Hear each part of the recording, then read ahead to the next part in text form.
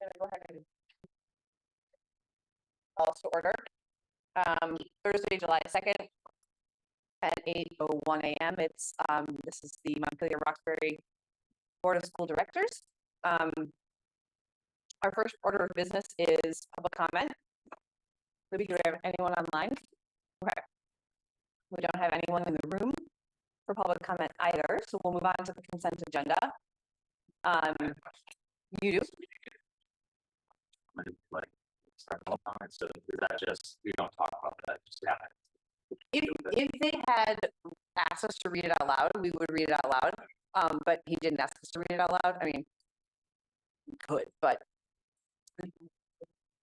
yeah. But we do have people sometimes specifically say, "I can't make it, so please read this," and then we don't. Mm-hmm.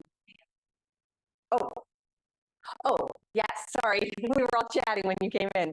This is Sam. Sam's our new executive assistant and communication specialist working with Libby. And this is Ella, and you met, and Scott. Yes, I think you met everybody else, right? Around the table? Yeah, okay. Our new student. Sorry. They're really growing up.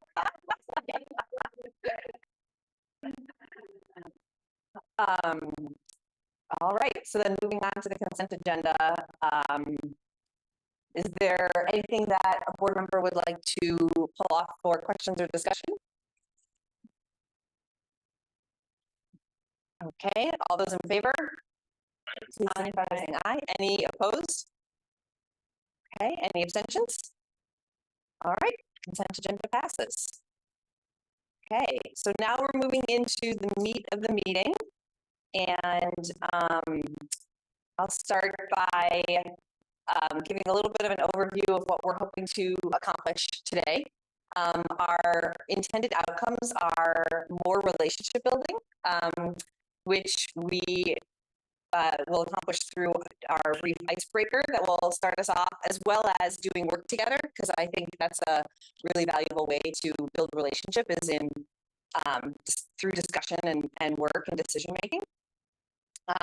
The second intended outcome is to land on the norms that drive our culture and collaboration. And then the third is to have drafts of goals for the 2026-2027 school year, including the sort of assignment of which part of the board is the kind of owner of those goals. And so those are our three outcomes that we're aiming for over the course of the next 3 hours and 56 minutes. So we'll go ahead and any questions on any of that, on our purpose today.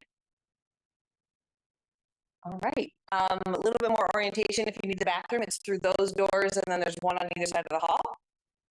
We have some snacks over here. Definitely feel free to just get up and get yourself something if you're feeling like one of those pastries is calling to you. We will take a break between I think the norms and the goal development. So we'll have a little bit of time to just like, if you want to step outside and, okay, thanks, Justin.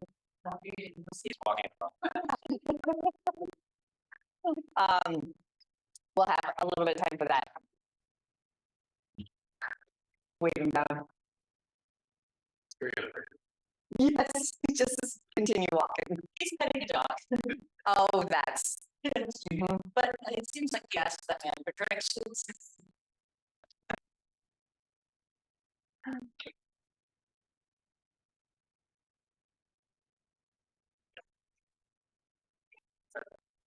I have to extrapolate for like is there a quiet place I can hide?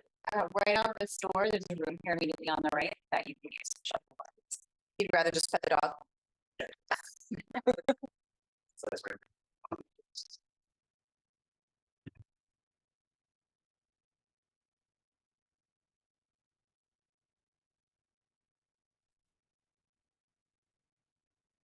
Well, while we're waiting for Jake to come in, I'll let you all know.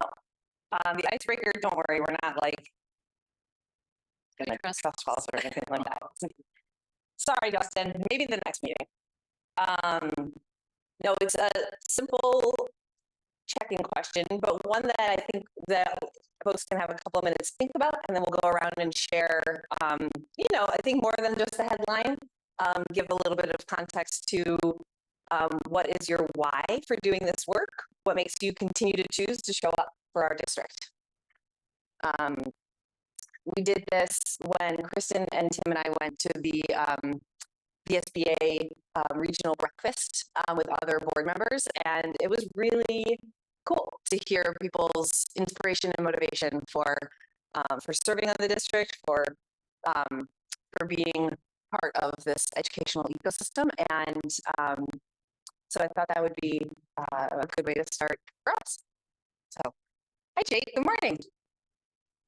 Choose any seat you'd like. Obviously, that's awesome. Yeah. And we're just getting started with the icebreaker. What is your why for doing this work? What makes you continue to choose to show up for our district? What's my why? You want to be the first one to go? Am I the first? You can if you want.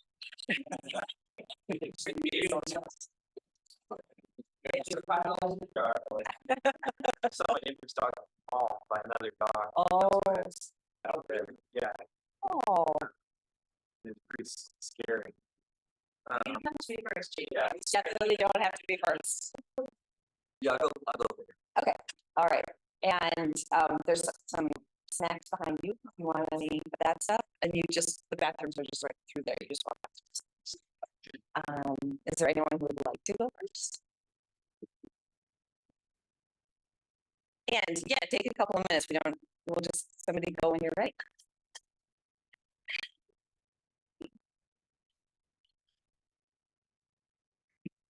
So my why for doing this work is I've always been like a fierce advocate for public schools. And it's like a really interesting and complicated time right now in Vermont for public schools. And I wanted to be able to represent my community during these discussions and making sure that, we can't control everything, but like I can make sure that we have a voice that is representative of what our community wants. And that's why I'm here. Yeah. Thanks, Kristen.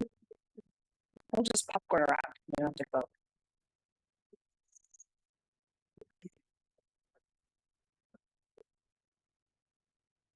First, I can see your face. My why.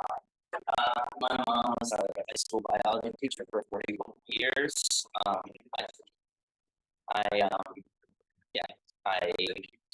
have been, I guess education has been in like a part of my life since pretty much the day I was born.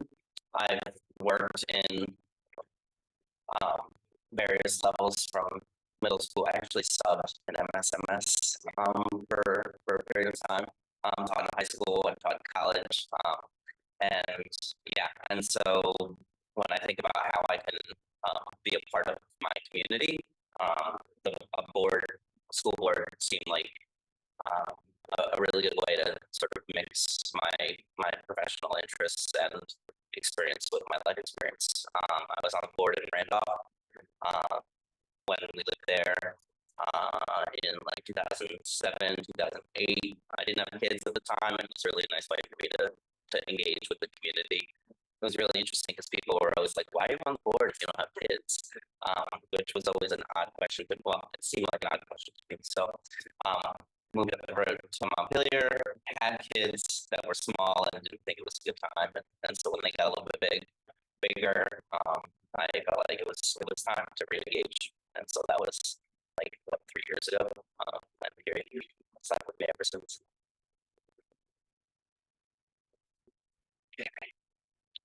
We're doing our bit of an icebreaker. Just the question is just what's your why?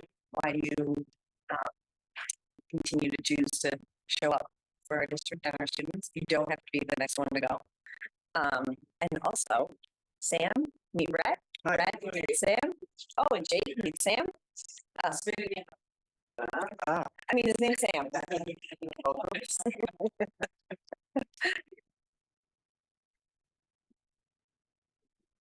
I'll go. My why is similar to Scott. I think kind of a lifetime of events. For me, public school in Vermont was a safe place in a childhood that was not very safe. And I always, felt like I owed a lot to the teachers and support staff in the schools that I went to growing up. And I've had so many moments where I've seen classmates who have overdosed, who have been in jail, who I feel like, there was not very much separating me from them originally. And education was a lot of what helped me not go down those paths. I was a teacher in the Bronx. I was really interested in the immigrant experience in our public school system here after teaching all those kids in the Bronx, and then went to law school to learn more about the big systems.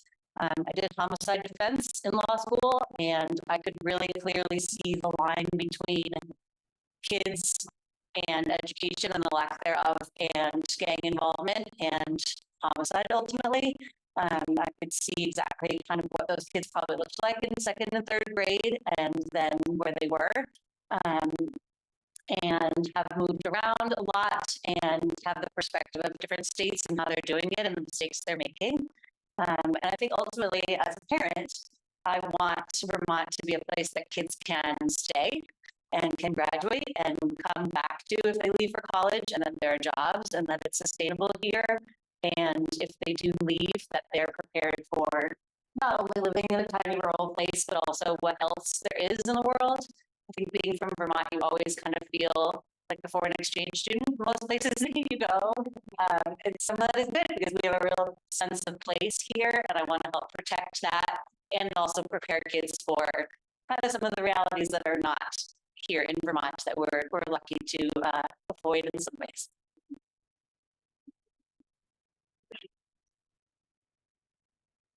Way less particular.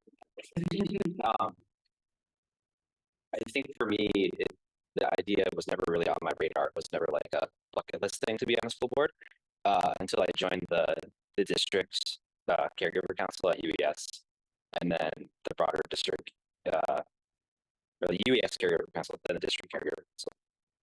And I those two engagements opened my eyes to like how hard this stuff is. And I think that for the most part, I think that a lot of people take what happens in these schools for granted. And, as I've been continuing to be involved in the last, 3 months or whatever it is, like it's just so different than my experience as a student 40 years ago, that I think that it's really important for us to talk to and build connections with the parents of our students, because they don't know what it's like for their kids to be in school. If you think about it, for the majority of your kids' lives, they are with teachers. They're not with us as parents. They're only with us for 5 hours a day before and after school, and then they're sleeping, and then they're back in the classroom again. And I just think that like we should invest in time and effort where our kids are. And besides trying to volunteer in a classroom and be a helicopter parent, 5 days of the week, like I think this is one of the better ways to try to be involved and try to help the system. And Libby told me that I should join, so and she's really scary, so that's why I keep coming back. No, I just yeah, right. No, I think it was just one of those moments when she sort of casually asked, like, you should consider this. I was like, why shouldn't I? And to Kristen's point, like, there's just so much going on that, it's a lot of work, and many hands make light work. Although it's not going to be light work. Lighter. Maybe, yeah. Well, I actually decided to join the school board systems front of mind, and for a lot of reasons that Bill said, the schools that are sort of home to a lot of the issues of pretend are an appropriate place to invest time and resources. But I think the biggest things is with our small district, you know, comprised of two small towns, there's a real sense of community around the school, and it felt for my end sort of like just an opportunity to, you know, I feel it's not an obligation or opportunity, it's just when it's a small district, and it's easy to want to pitch in, you know, and step into the role and pick up and learn from it for a little bit. So I think that's why I kind of got into it. I feel like it's what this is, it's sort of ultimately what needs to students make of it. So it's a good opportunity to kind of get after it. For me, you know, I work on a lot of finance stuff for the state, not governance, finance, and I thought that I could contribute to the district because I understand the macro stuff really well, and I feel like I have contributed. And then I also wanted to learn on my own about micro stuff, which I feel like I have. So those are the reasons why I joined the board. But since then, you know, a lot of other reasons for returning or maybe showing, continuing to choose to show up. I think that our board is a great board. You know, to be somewhat serious, but also somewhat funny. You know, it's like to be with, you know, a bunch of intelligent talking about, you know, salient issues every couple of weeks. So that's a good thing. And then also, finally, I think public education is like a great equalizer and extremely important. So I'm happy that we'll let it go.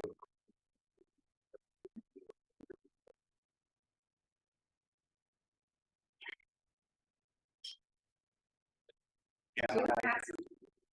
No, I got it off yesterday. congratulations. Still hurts, but it'll get better. It's getting better. I joined the board for a lot of reasons that we've heard. I was a teacher coming out of college. I worked as an IA in Essex for a year, and then I went to New York City and was a teacher in elementary schools for 4 years. I kind of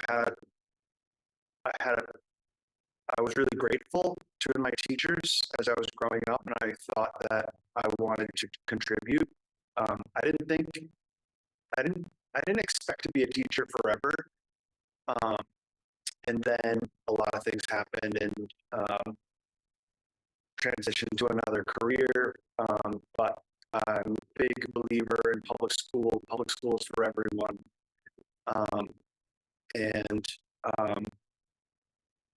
Roxbury is a special little place, and I have the capacity and some flexibility and proximity and a lot of things that I think a lot of people in Roxbury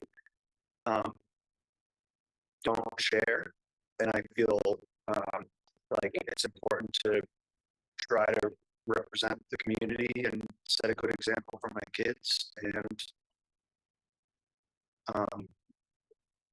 you know, if there were a bunch of people in Roxbury lining up to be on the school board, I might choose a different route. But I am also, like Jake, like happy to be part of a group of people that are thoughtful and kind and trying to improve the product that we offer to the kids.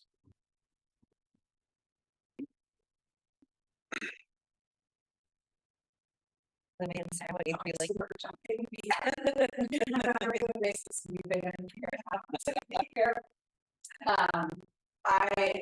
was going to be a teacher from the minute I was born. My dad was a teacher, he was a teacher. And I idolized my father growing up. I did try to be an athletic trainer for a fall semester of my first year of college, and then I took chemistry. I got the worst grade I've never gotten out of any class. I was like, and I will never be an athletic trainer after that. And directly went into the education department and did what I was supposed to do. And I told some of you this, but I got to the superintendency because I have a personality flaw, that if I see somebody doing something that is more, it's a higher position than mine, I think if they can do it, I can do it. And so that's why I'm here, and it's starting my 9th year of superintendency here at Montpelier-Roxbury, and it makes me one of the most veteran superintendents in the state now, which is crazy to think about, because I still consider myself new sometimes.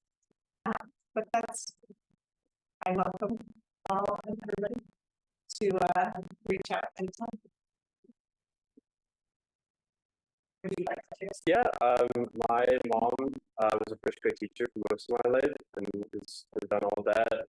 My dad substitute taught for many years. I went to public school all my life. My sister's the dean of the English department at her high school. My brother teaches English as a second language. Both my grandparents hold doctorates in some sort of teaching, so just kind of in my blood that I would end up somewhere in the public school system. Yeah, so is Libby. Well,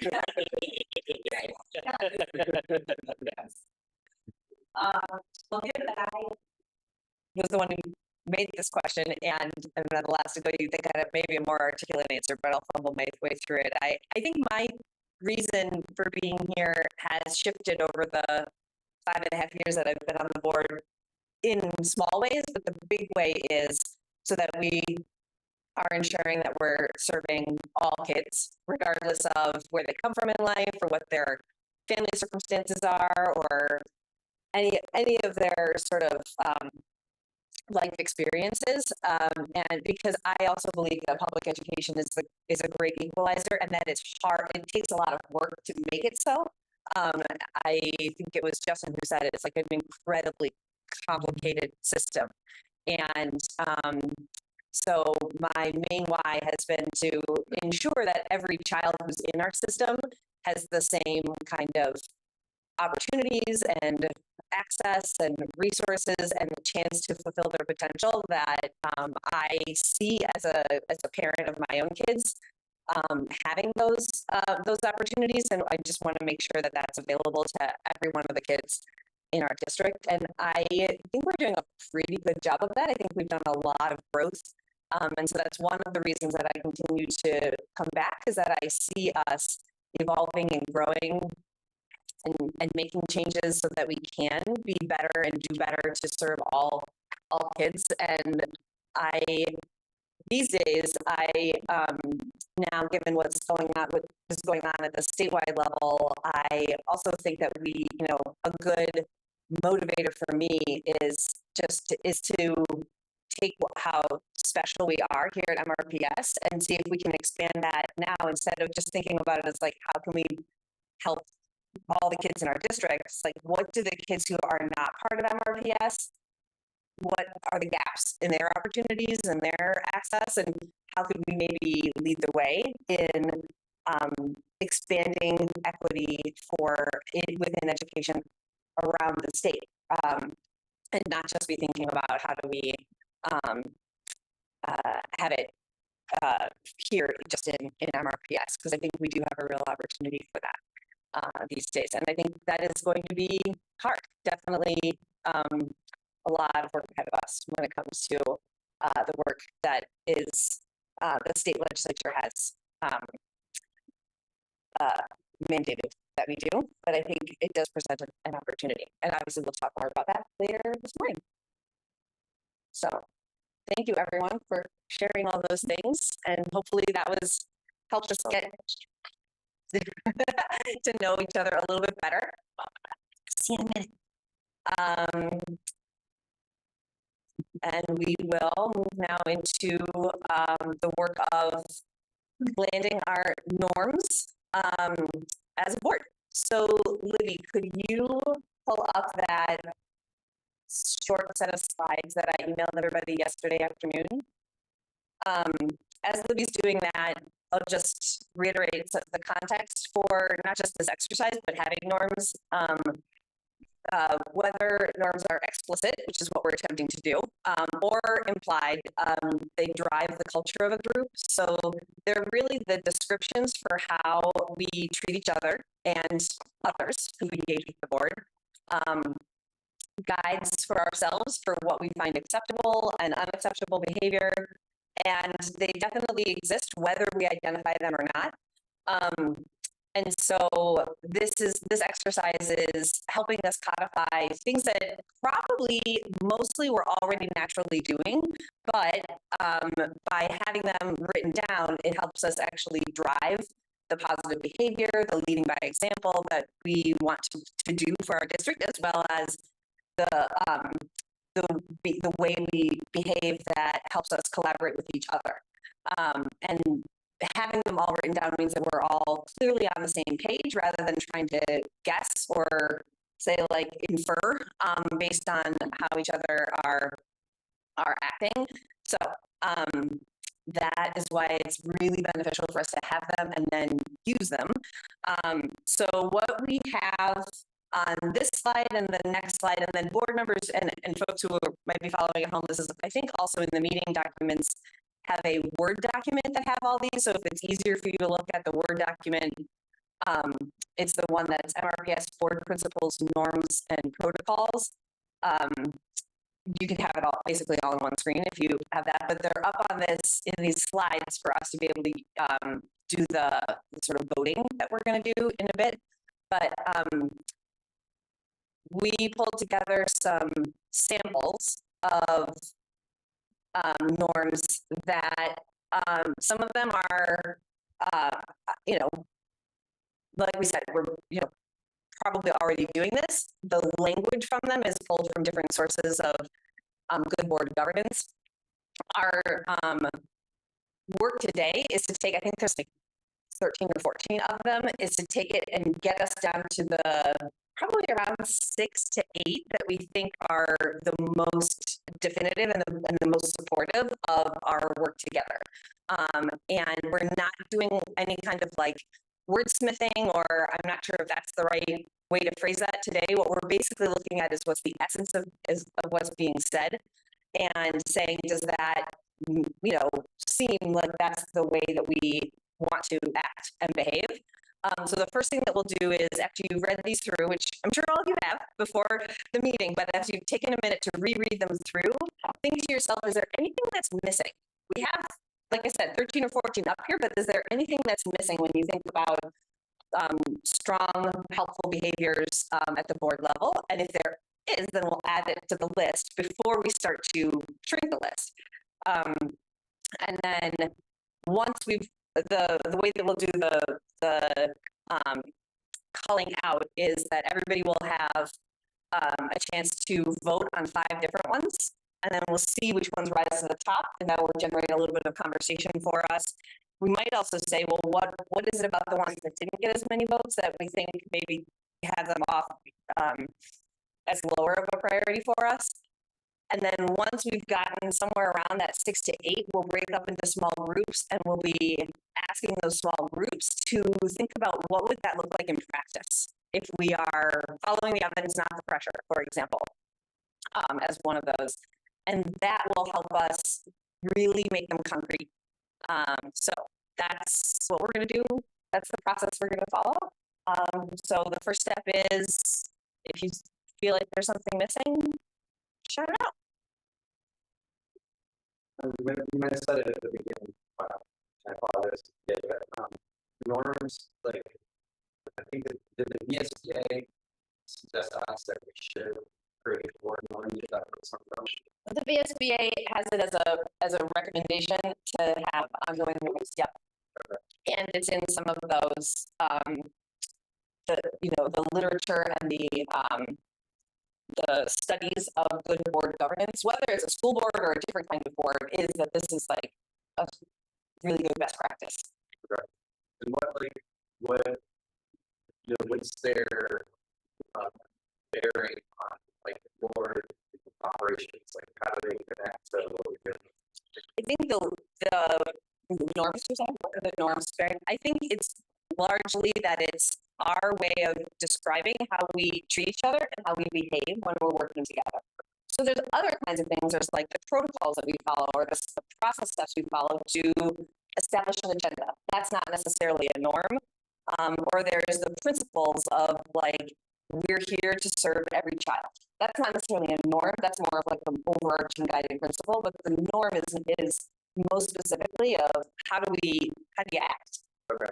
Yeah, that's really helpful. Yeah. To know that it's about how we got it. Yeah. Thank you. Yeah, sure. I had a question. So I'm reading one of them about the like what's said in private space and private like legal matters, like stuff like that. Like, is that just? I'm wondering if that needs to be a norm versus is that just sort of like the rule? I know. Do you know what I'm saying? Like, does that have to be within the norms if it maybe lives somewhere else where it's like your responsibilities or your legal duties? So yeah. Yeah. I wonder, there's a few on here that I wonder the same sort of thing is like, is that, this isn't exactly what you're saying, but it's like, is that so obvious that we have to write it down? Or is it like really just a rule we have to follow? And therefore we don't really need to name it as a norm, but it's just like, maybe it's more like a protocol, or maybe it's more like, maybe it's in policy. I don't know. I'm not sure if that, this specific example is in policy, but I think it's, yeah, I think that is, it's hard. I think that's a little hard to answer. You're like, because I think you're probably on the right track that some of these are really just rules we need to follow, or maybe they live more in protocol or whatever.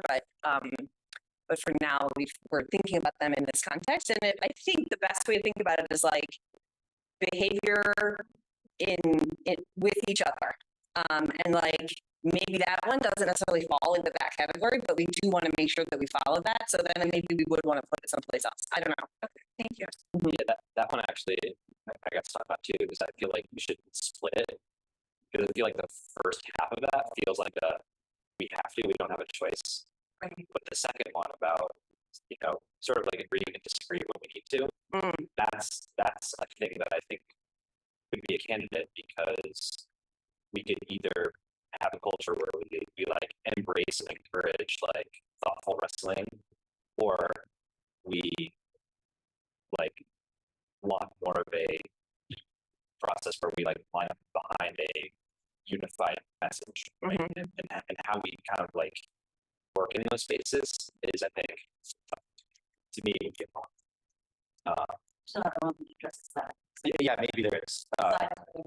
Yeah, so it's like, I would say too, we worked a little bit on this, sometimes in our setting for big organizations, also like nonprofit work. I think about norms also as like orienting to the culture. So some of that would be like new board members, so that you don't have to figure it out, like the implied, this is how we interact with each other, to name it a little more. And then some of it too is, a lot of the materials that we reviewed recommend having the norms printed out and like on the table or on the wall during our board meetings.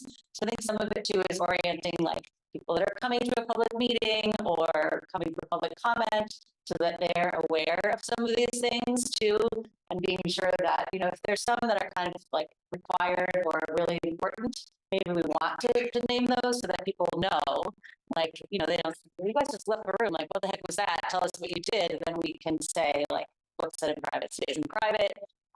So thinking about all of the different groups that interact with us, how we interact with each other, but also how we set the tone for how we interact with others and should want to be approached as well.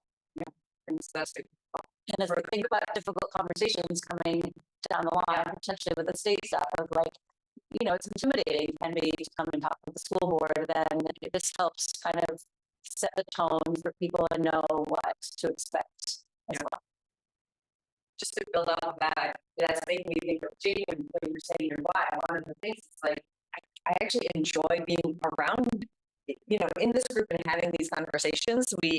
And is there a way that we can codify that as a norm so that maybe that will help break down a barrier, because it is intimidating to come to a board meeting. Maybe if there's like some way that we can communicate, like, actually, we're all just human beings working together, and we try and like bring a little levity to the work when we obviously take the work seriously, but not ourselves. I don't know. So that's just, I think, the way of making concrete what Ella was just saying. Yeah, other people with more active social lives. do it as much as I do. If I'm fun in other things. If there's other- yeah. That's fine. This is the best. We do have 6.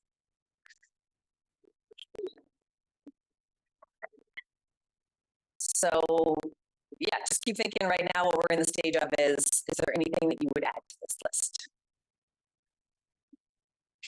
I'm sure it's represented or not, but like, I think it is in multiple places, but the word accountability isn't in here. And this is actually something that I'm stealing from National Life because they did this really well. They have a set of servant leadership tenets that is plastered all over the building of the hill. And so you can't really exist in that building without knowing what those things are. And I had a moment where I had a really difficult conversation with someone like above me in the hierarchy, and I knew that I was like somewhat protected because there was a couple of bullets that were like, we say what we mean and mean what we say. We hold each other accountable. We give timely feedback. And so in that moment, I was like, this is what I'm doing. And I actually said that at the stage and said, when you did this, this is what happened. And that's how I felt. And this is what came of that. And so like just those bullets on the wall, like enabled me to have what I felt like was a safe but very difficult conversation. And so I'm wondering, not that we need that one here, but I'm wondering, and you said something like, these are for us as a board, but they're really also, I think, right, for the district, so that if a caregiver comes into our meeting, I think that they sort of inherit this stuff, or they at least know that this is the way that we work, and in that 2 minutes of public comment, like that's how they can work too, and they should feel comfortable in this space, right? So I'm just wondering if there's like some topic about like we welcome input and hold each other accountable to that. Whatever. Maybe on the next slide, I'm wondering if it's the word accountability needs to go to it, the follow through on what they will do. We do what we say we do. Yeah, absolutely. I had a concern about that. We went through a significant process and decided to spend money on a track. And we got a whole bunch of feedback and we went back on it. So there's a little bit of a conflict for me between that one and the we say curious, admit when we're wrong, and keep asking how something can work before deciding it can't. I don't know. It's just we could be a board that says we make decisions. We've been elected to make decisions, and that's that. But we're not. We're going to make decisions, and then we're going to get feedback, and we're going to change. Which I don't know. You know, you could choose which way you prefer to operate, but it seems that we operate in the second thing. So I just think about that when I think about that particular norm. We are, you know, we're gonna make the best choices that we can with the information that we have, and when we get more information, we might change our mind because that's what I think the community expects, which I'm okay with. I also wouldn't mind it the other way. Sticking with a decision.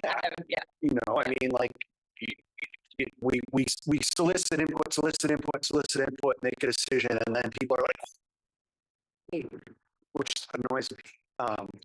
But I think that's. I would say like maybe what we were talking about is how we manage input into decisions, right? I would say that like I don't have enough direct context and information about the track issue to be informed about that. So whether there's a decision, and like I think you're saying, we feel like we didn't like follow through on that.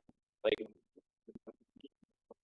somebody once told me like, you know, I'll make a decision, but then if the information that I understand changes, then I reserve the right to change my story or change my tax. And I feel like that's important for us. Like I feel like it's important for us, especially amongst the amount of change we're going to see, where it's like 1 week we say, we're going to paint that wall black. And then all of a sudden it's like, well, the price of black paint has gone up by 1,000%. We're like, well, we made a decision last week. It's like, no, we're going to revisit that. And so I think what you're getting at, right, it's like, we have to figure out how to like know when enough is enough, but also know when it's relevant to reinterrogate something that's already been said, right? Yeah. And that's super hard. Well, and I think some of this is getting more into protocol and process but not necessarily behavior and actions with each other. Like the example you're bringing up, I think, of the track is a little more about decision-making process and less about how we. But I also think Brad would probably put his name next to that one, right? Yeah. We're gonna vote on it. So there might be ones that you guys go, either no, that's not a good description of how we have operated, or that's not a good description of how we want to operate. Right. Then I'm not gonna vote for that one. Right. You know, I'm gonna vote for one that feels like, yes, when we're doing our best work, this is how we operate. Then there may, you know, if none of us vote for that one, it will be maybe an interesting conversation to figure out why that doesn't fit for us. Right. Or maybe it's lives in, like, as Kristen was saying, more of like a different category of it's a process or a protocol or something like that. One question that I had a little bit for Rick, this case is not here, but for others as well, we didn't use the word equity in any of these. A lot of it is woven throughout that, talking about families and students, you know, seeking out their experiences. We're talking about believing in growth. We're talking about student attentions. We're talking about paying attention to students that have been easiest to overlook. But we don't use the word equity in this. And I know that has been a big focus at times of this board. And so that's something that stands out to me, that maybe we want that word specifically named, or maybe we don't. Maybe it's woven in enough. In my mind, I think that lives in one of our principles, that's something that you want that as a principle that's like that overarching, governing our decisions and what we focus on, etc. For sure. That's just my perspective on that. Is there space for like efficiency in how we act and behave with each other? Yeah, like just try and keep it moving. Like, I mean, like, I don't know, this is Jake's social life. He wants to say something. He's saying that. And maybe it's in what we say, I don't know, but I think sometimes you see other bodies that can kind of just circle on issues endlessly, and maybe it's getting to some of the stuff that Brett was talking about visiting, but just trying to, I feel like if you're not efficient or if you're not as welcoming to others because people don't know where to plug in, don't know how to plug in, but there's one thing that I saw that maybe there was space for outside of these, it was that concept in how we have it. Like a little bit more specific. Like there's an easy slippery slope where it's like we're being efficient, but then to kind of to Brett's point, it's like we're not considering all of it. It's like the opposite of maybe information paralysis, right? And there's a happy medium there. So is there like we want to say we always strive to find a balance between like efficiency and effectiveness or something like that? Yeah, I think that's a good point. Because you don't want to just kind of bulldog your way through something and right. So it's the balance, and I saw a lot of in the norms, openness to conversation and hearing, and which sport is all great, and sort of just balancing like how do we do that without necessarily kind of churning. I think one of the most important things about norms is that we hold ourselves accountable to them. You could write the best norms ever, and if you write it and it sits on the shelf, then it's useless. So to me, the one that's about set the direction, trust the team, set clear expectations, get out of the way, to me gets to efficiency, because it's like, we have to be able to say, we're going round and round and round. Tim wants to be able to say, hey guys, set the direction, trust the team. Like, I think we've gone over this a bunch. Let's let them run with what the vision is and step out of Libby's way and let the team do it. But it will have to do with how we invoke things, right? In those moments, if we feel like we're going round and round and round, and you're like, hey, efficiency, that might be one that you invoke to kind of remind us, like, we set aside time for discussion and Make the the call. data and to incorporate all these things and eventually make a call and step back. Yeah. But That's fair point. And maybe what the efficiency thing is to kind of get down at the protocols level and yeah, so like kind of make times on within the times it's impossible. You know what I mean? Like some of that could be that's a fair point. Let's see. One second, maybe yeah. So then the two that I think are out there that we would, before we move to voting, because I want to move us to voting, that I think we're out there potentially adding something about accountability and potentially adding something about equity. Do we want to try to just like draft something to put in there before we start to vote? I think what you said to me about the protocols makes sense on equity, Okay. especially because we have the equity tool that is like very kind of set in stone a little bit more already, lower P policy protocol that we use. So if Brett feels comfortable with that answer.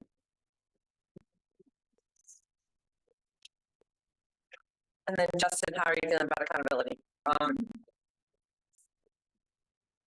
feel great about You feel great about accountability. I'm just glad to hear it. in a way, the reason why we're putting these together is to make us accountable or to enable accountability. True. So not to get super meta about it, I don't need the word in a thing, but I just think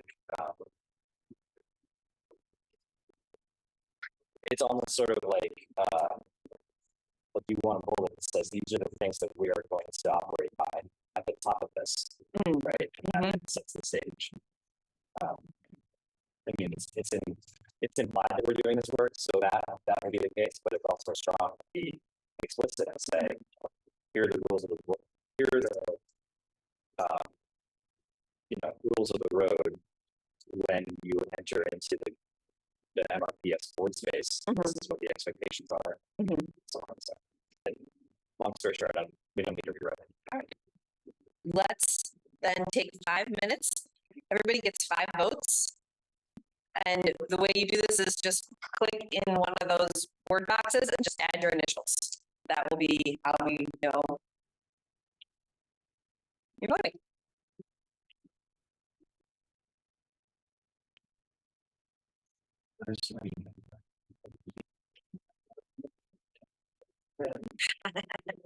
We tied. Ella and I tied.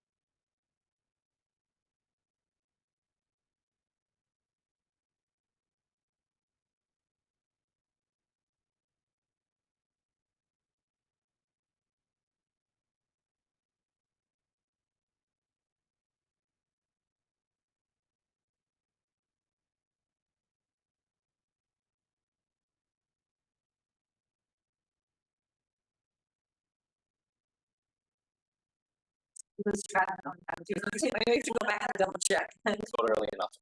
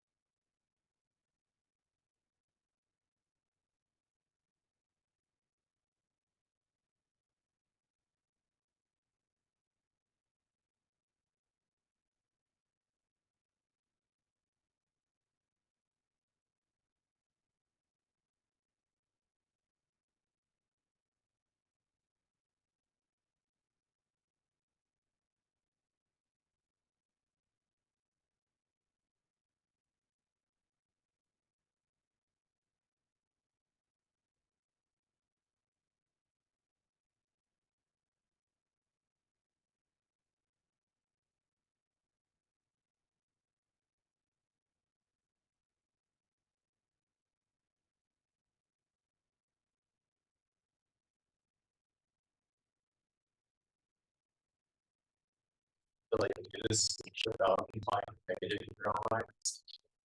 Do that things that are not going to be put there. I know. It's not like they're not important to me. Yes, it's hard to do just fine. Did you recommend some- Ellen and I found lots of samples from different sources. Books, Books primarily for governance. Student outcome focused for stuff. Some of them are missions of a couple of them. Right.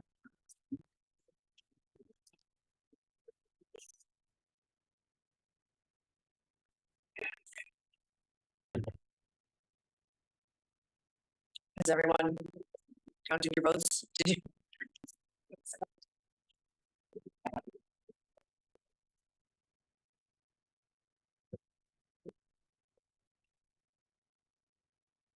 It's like you one more vote. Yeah. Yes.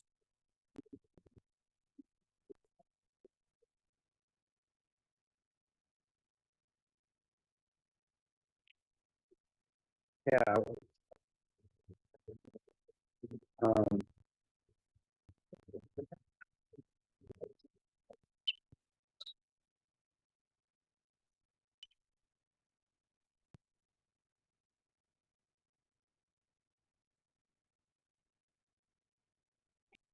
Okay, All right, Tim, efficiency. I think everyone has voted, and I'm seeing input and questions with gratitude, approach the work with optimism, set the direction, trust the team,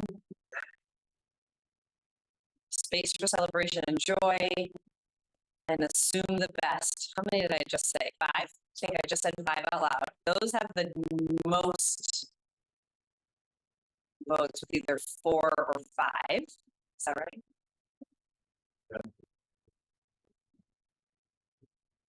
Curiosity.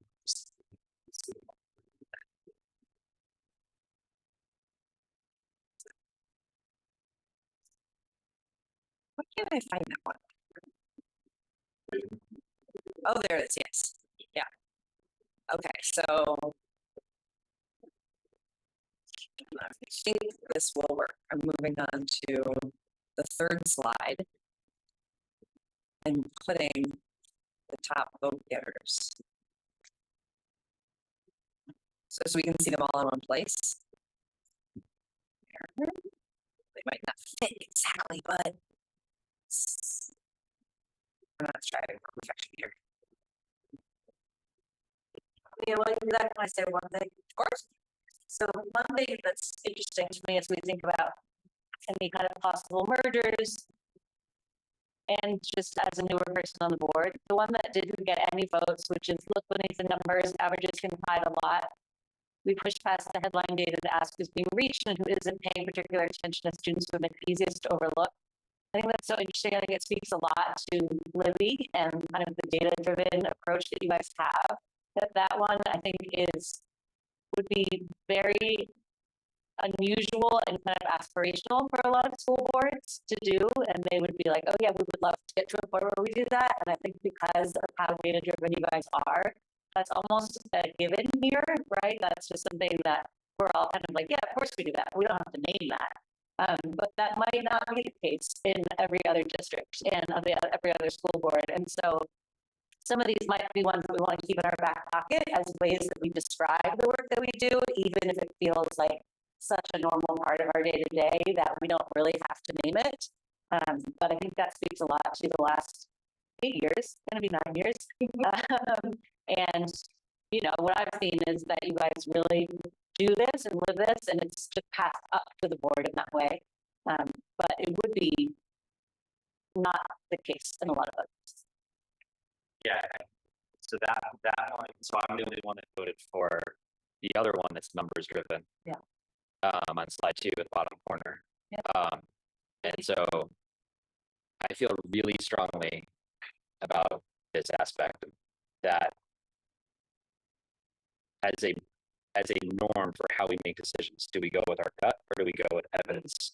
And so I think I was torn between, like, I wanted to vote for both of those, but they're both close enough where my play was to say, can we just add like evidence-based decisioning into one of the ones that you threw down on slide 3?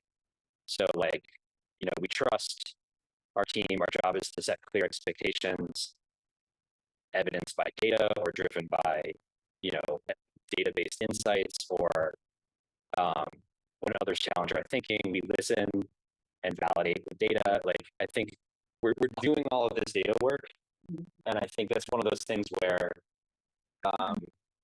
it's implied, but I think now's our opportunity to make it explicit so that in a number of years from now, when we're having these conversations with new and different people potentially, we can point to it and say, like, this is how we've been doing it. It's a lot harder to say, like, oh yeah, we've been doing it, but if it's written down.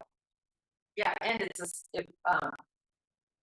something that, not to bring up the track again, but we probably could have done more of. We did heard a lot of input, and we could have done maybe a little bit more. That was like public comment, like community members really advocating for it, which was a major factor in why we made that initial decision.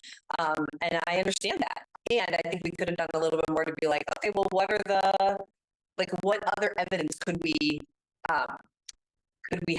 look to that would support this decision beyond the public sentiment, which was robust. Yeah. This is one of my weaknesses as a facilitator. I'll tell you all, I like to make sure people get everything they want. And so this could show up in the next part of our exercise is where we're gonna, like, what does this look like in practice? So that could show up there. I think that this also could show up in protocols. Because protocols are the steps that we take in doing our work together. So I think that for me, it's like, if we're going to have if the goal is to get to a place where we have a thing that we post on our wall, I would like that concept, if you guys all agree, that like how we do stuff is on the wall. How we do stuff is not like a seance and like feel this. It's like, we looked at this stuff and it says this, and we engaged with the community, and we, you know, I feel like it's important enough. There's an extra box. I second that. no, we were saying 6 to 8. We didn't.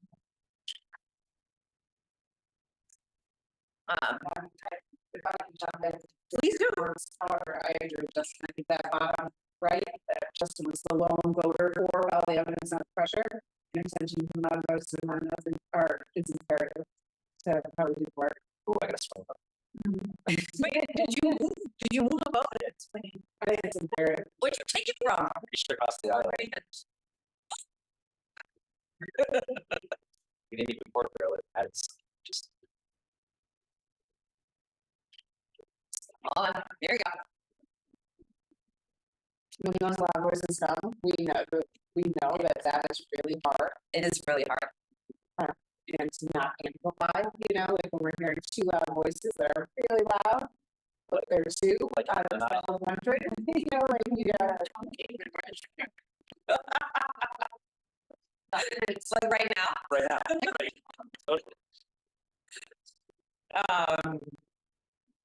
Well, let's just see. Let's look at more other evidence. There are other ones that got 2 votes. Listen first, then lead. Humble. Sorry, Tim, you were the lone voter on high standard of integrity. So just very briefly, is there a case to be made for we are humble and listen first, then lead, or are those woven into the ones that are already on the third slide, or?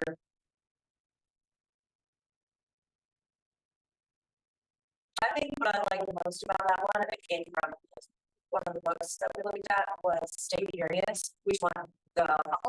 Yeah, not the line that I like from that one is we stay curious, admit when we're wrong, and keep asking how something can work before deciding it doesn't. But I think the essence of it is reflected in other places. But I like that reminder to stay curious. Yeah, that's what we ask our students to do, and I like teachers. I like the continuity from like preschool to superintendent to the board, that we want that kind of curiosity. But Can we jam those two together? The word curiosity is in one that made it through.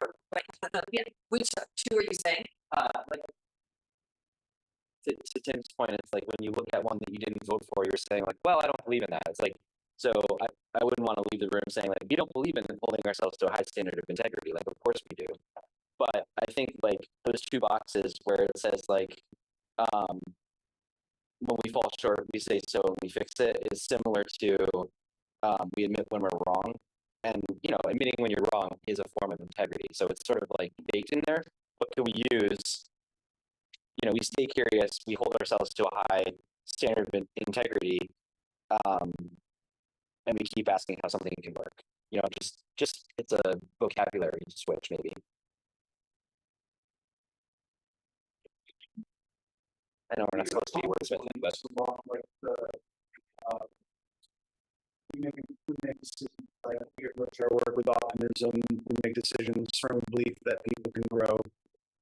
Aren't those very, for me, they're kind of interchangeable, sort of? Yeah. They could, either one would be great for me. I don't know that we need both, or some kind of mash together of the language in the two. Kind of fun.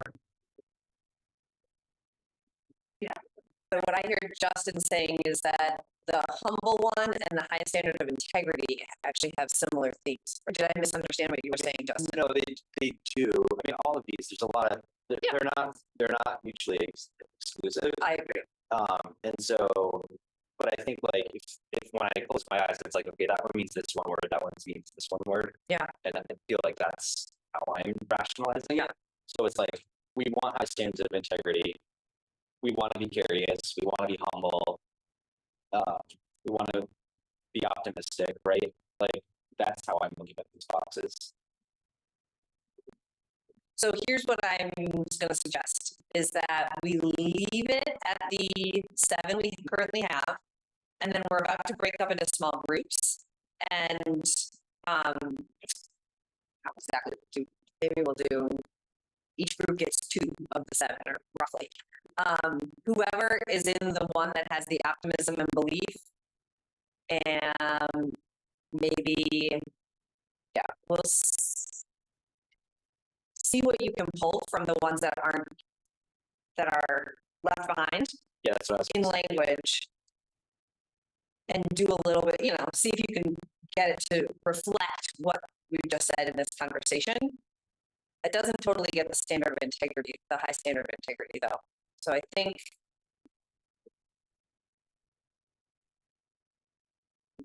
maybe there will be a little bit more work to do even after the small groups. So what's like the expectation in terms of like what's the norm for like the length of these seem long? Yeah.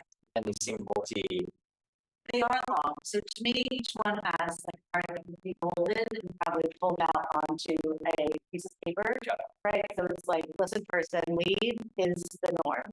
And we know that means they're not just funny as a part of the decision making, but because that's written down on another piece of paper. Right. Because the reminder would be like, hey, Justin, listen first and lead. Like have it heard from everybody first. Right. As if you're meant to do that whole thing. Yes, we won't say you want to the whole thing the whole time. And some of them, I don't think it's the first sentence necessarily. It's, it might be the last sentence, right? But to me, there are pieces of each of these that are the essence of it, and the reminder and the cue, and then we have an explanation right elsewhere. and maybe the full breadth of them lives in the handbook or the. Yeah, I worked with a nonprofit, so they had one that was like step up, step back, was one of their markers. So the reminder would be like, hey, guys, step up, step back. We've heard the same voices over and over again. If you haven't spoken yet, please step forward and join the conversation. Or like, we've heard only from this category of student or parent. Let's seek some voices that have not stepped forward yet. So there's a whole explanation for that, but the culture becomes, we know what that means. That describes something that we either aspire to do or already do. So that anybody can invoke that as a reminder to follow the forms.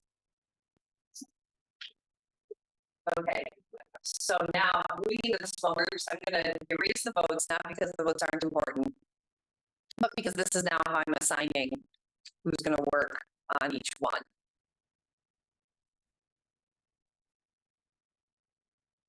So Tim and Jake, you're pairing up. And then Brett and I.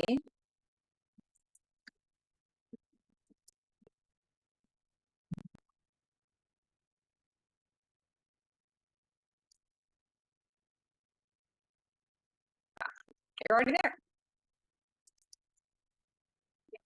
Okay, just do two of them. Okay. And then Kristen and Ella. Justin, I think Scott's coming back any minute, so you can work on your own until he gets back, but then he can join you. But you also only have to work on, wait, did I do that right? Oh, nope. We have extra people. How about this? Justin, you can join whichever small group you want. You can work with Tim and Jake, or me and Rhett, or Kristen and Ella. So we got lots of space in the room. We've got about 20 minutes left for this to get these to basically final draft of what the norms will be. So I think about it in the way that Ella was just describing, like there's the full breadth of it, and then what's the bolded like sentence. So that's what we want to see at the end of this 20 minutes. And if you've got more time or whatever, another aspect of this could be like, so what are some examples you could imagine of these in real life? Like when would we either feel like we need to invoke it, or what would it look like if we are already using it? So that's the exercise for the small groups. Everybody give me like a thumbs up, thumbs sideways, or a thumbs down if you, for how much you understand what I just said. Sideways. Sideways, great. Just to, so we're like the ones Jay are doing, we're looking at the similar ones that didn't make a cut, and we're gonna say, we're like, we want to pull any concepts or shed any concepts. Yep. And that's the first part, and then Yep. we'll leave what we got left. Yeah, find the bolded sentence. That's like, I guess, step 2. And then the third step, if we've got time, is like, what does it look like when we're doing this? Yeah. Okay, let's do thumbs up, thumbs sideways, thumbs down now. That was good clarification. Thanks, Tim. All right, find a spot in the room. Let me just see where we are.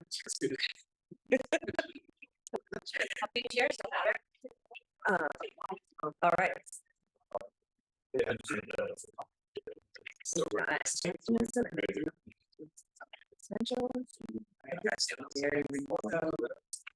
oh wait. Yeah, you got one for. I do have that. No, that's what I was missing. Okay, hold on. So this is the one that doesn't have any of these. All right, we'll leave it for now. Yeah. So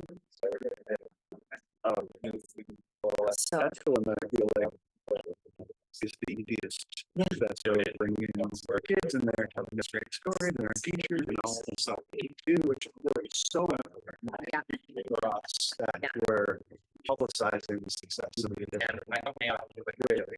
Sometimes I'm really like, so what? We do how much of that? Yeah. Oh, just. yeah, but I want to say I think that's part of the reason for it. Again, I would like for it to also connect to. This is how this works. Like we're getting this presentation not just because it's a book, third graders can report, but also because there is. Okay. So yeah, I think you're right. Maybe that one doesn't even need very much. All right, but ours are. Okay, so I'm gonna go. I'm actually gonna go here.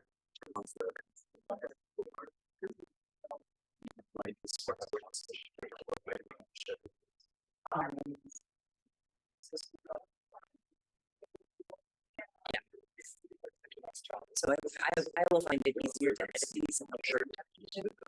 Since these two. Is there anything that we would want to add to the input and questions to the existing?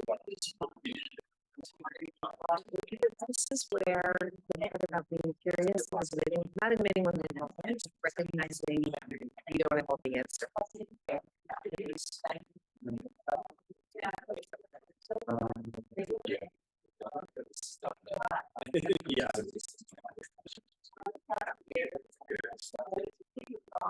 Which is sort of an earlier way to bring input. Yeah, as well. I mean, I don't know what more we can say. So like.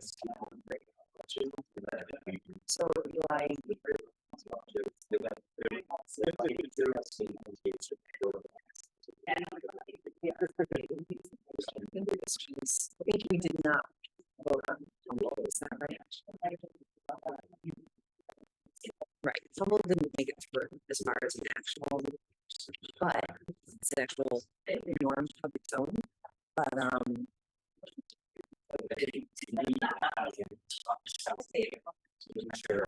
we're trying to learn students stay curious,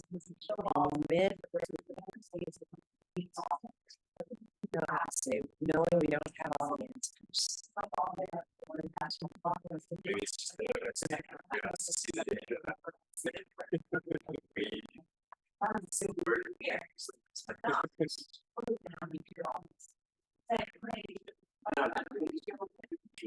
This feels a little repetitive. I keep asking how something for work, and it says, how can we make it?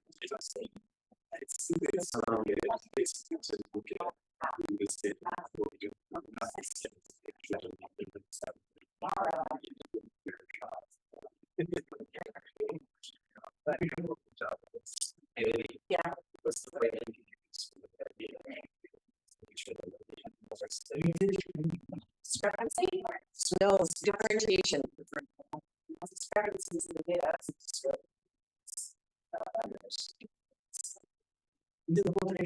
Yeah, it was differentiation. Yeah, differentiation is about structure. It's about differentiating structure. Okay. Disaggregation? Disaggregate data. Yeah. Yeah, disaggregation. The thing you do is disaggregate to see if there's differences between cohorts of students. So then we can talk about the opportunity gap. They got it. And also Nick's gonna be here, so we can. Yeah, there's something plugged in for.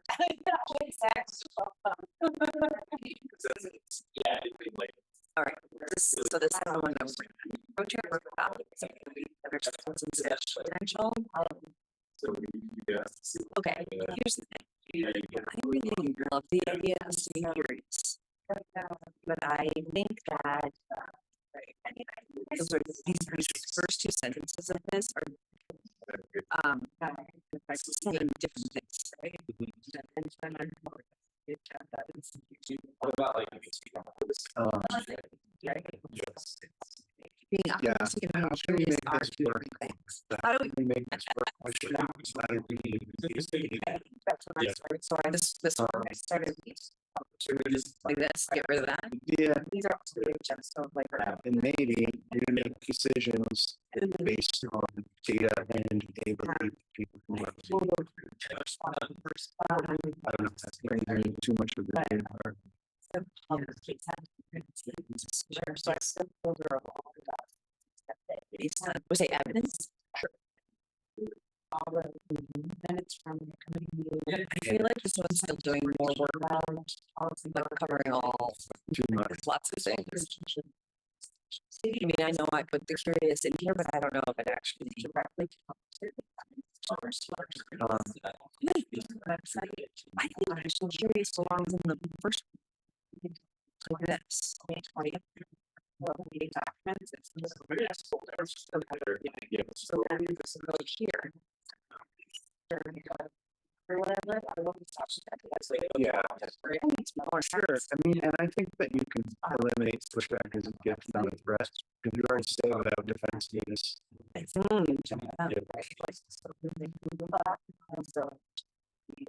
And that staying curious. Maybe it's.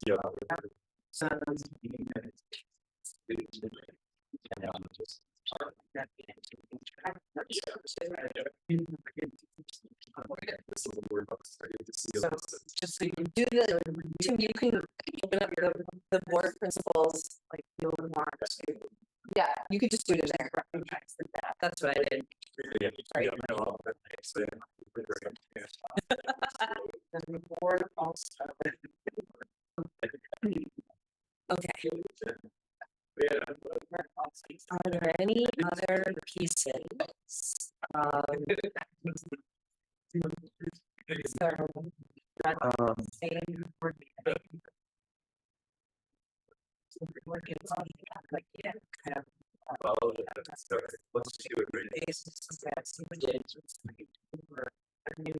So it's interesting. So Kristen and Ella are doing under order or have a similar thing going on with the one there with the weird questions and anyway. Oh, sure. Let's talk about that.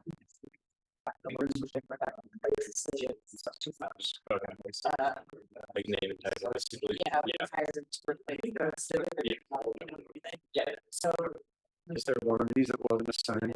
Makes this yourself. yeah. So what I did was to if there was other busy things, put them in the first folder. Yeah. I mean, it seems like it's double. Yeah. Can I stand your integrity? This is what we're supposed to do. Yeah. I think we can have two in the admitting of the wrong. And then we go through and just receive input and questions for gratitude and lists. Because it is a lot of or the other thing that I discovered so much is that there's yeah, so through that door on the left hand side. So that's what I did. We're gonna do 5 more minutes of this and then come back together and then as a full team. There's just gonna be so much she wants to figure out how to order this one. Yeah. So I did crap. So like operations just like a third shot of like these are all the things I got after the last board meeting. Yeah. So it's just another way to check it. But again, it's just about our story. Yes. Yes. That's the good. Sometimes it's like Yeah. Just accelerate. Yeah. So yeah.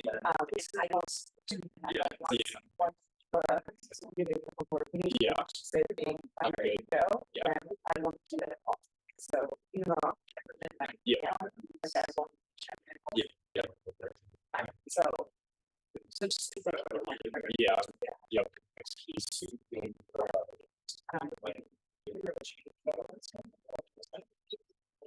I mean.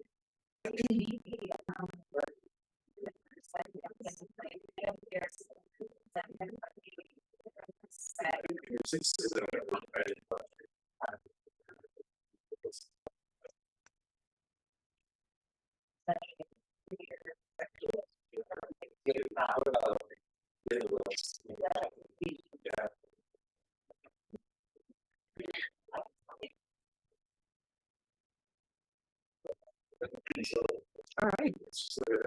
Yeah, so then let's look at what would it look like? Oh, what's our goal? What's our goal? It's this. So that's. Well, I think it's they actually get the highlighted here that is curiosity. I like that's kind of here it's just more and so this is kind of so yeah.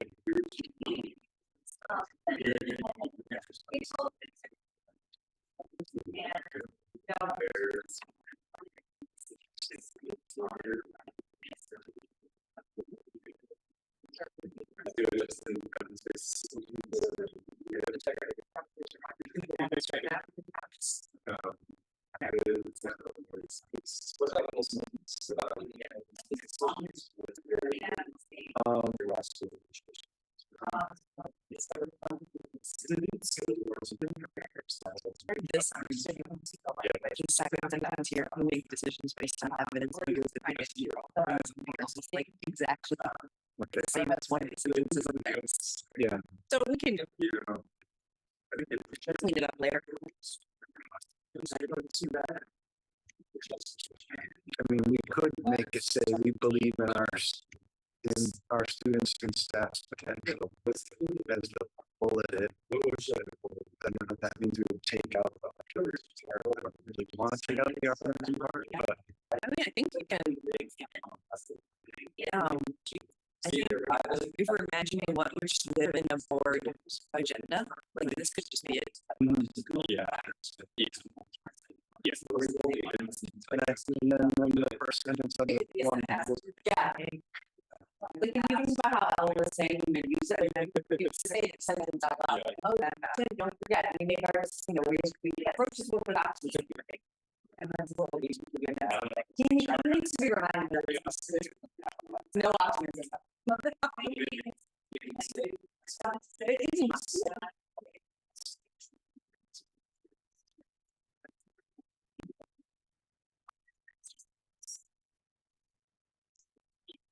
It reminds me of my previous.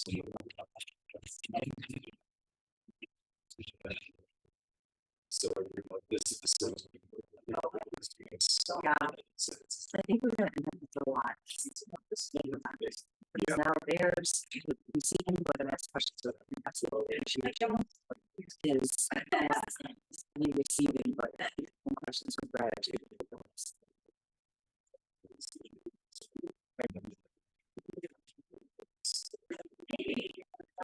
All right, one more minute, gang.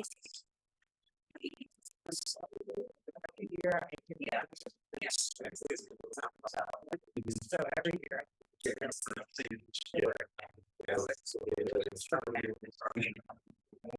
Oh, I did. Okay. So this is the work plan, and then was that totally changed the definition of yours. That first one. Oh. But it is okay. Because now we seek input and we receive input. But the way it was written before was we bring input and questions. Yes. Like as board members, when we bring our own input. Whereas you know what I mean? We say. Can we just say they don't have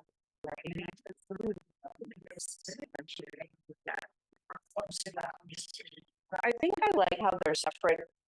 They speak to both the asking of the question and the listening to the question and feedback. That's why I like those two as separate. Yeah. Okay. So that's how what's the prequel there. I feel like you did dramatic. No, that's fair. We could even change ours from receive to see. Sure.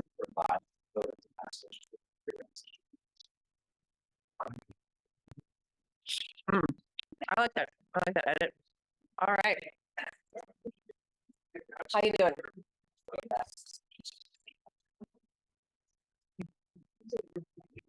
You feel like you're ready to come back? That's my gentle way of saying it's time to come back. Yeah, we unmolded the next, it's the, that's. Oh, yes, yes. Yes, right. Okay, that's a good way to approach it. I'll do the same thing.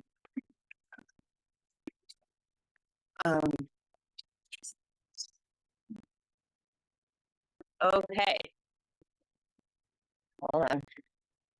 So Tim and crew, can you take what you were working on in the Word document and cut and paste it into?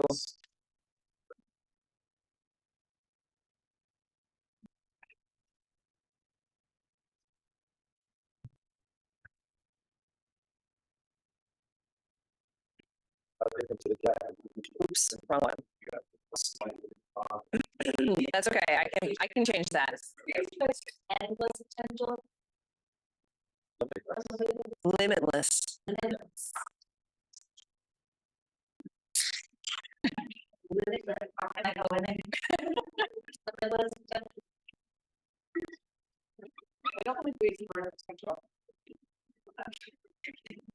Futures? Limitless future?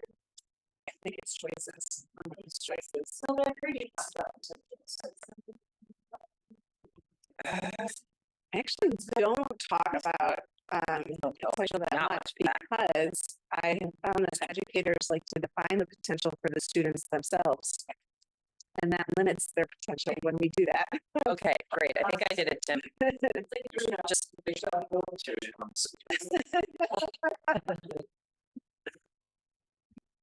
okay.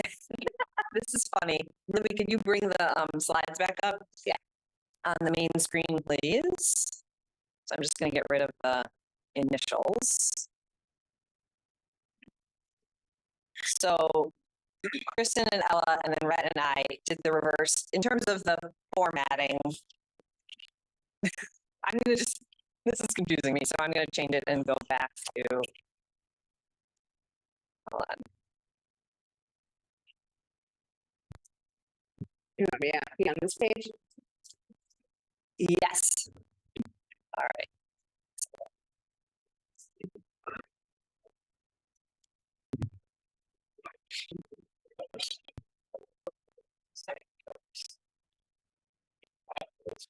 Okay.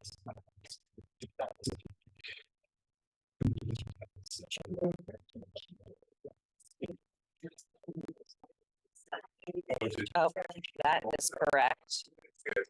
Yeah, yeah. So now I'm just changing it to be all the same. Oops, but yep, you did both. Okay.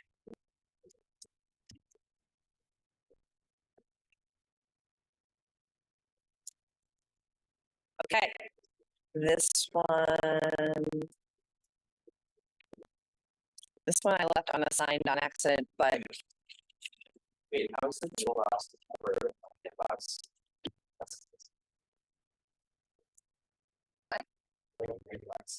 yes. Clearly that matters to us. They're slightly different in that there's optimism, which Tim didn't want to talk about. There's optimism in the middle one. Yeah. Yeah.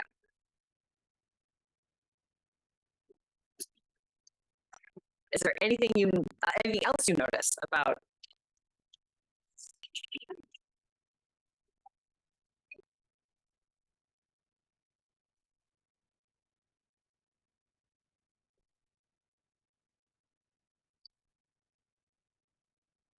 I think there's a lot of overlap between the top and the bottom in the middle.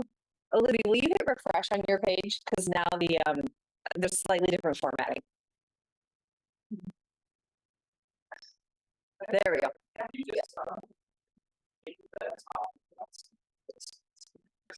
Yeah, I think I just need to make it a 12 font probably. Oh, it's a little too small now. Yeah. See if 13 works. There. My understanding is like that it feels like the protocols flow really naturally from this. It's starting to describe an approach to how we look at problems, how we look at data, voices that we need, input we need, mission decisions that need to be made ultimately, Tim. And He's laser focused on this.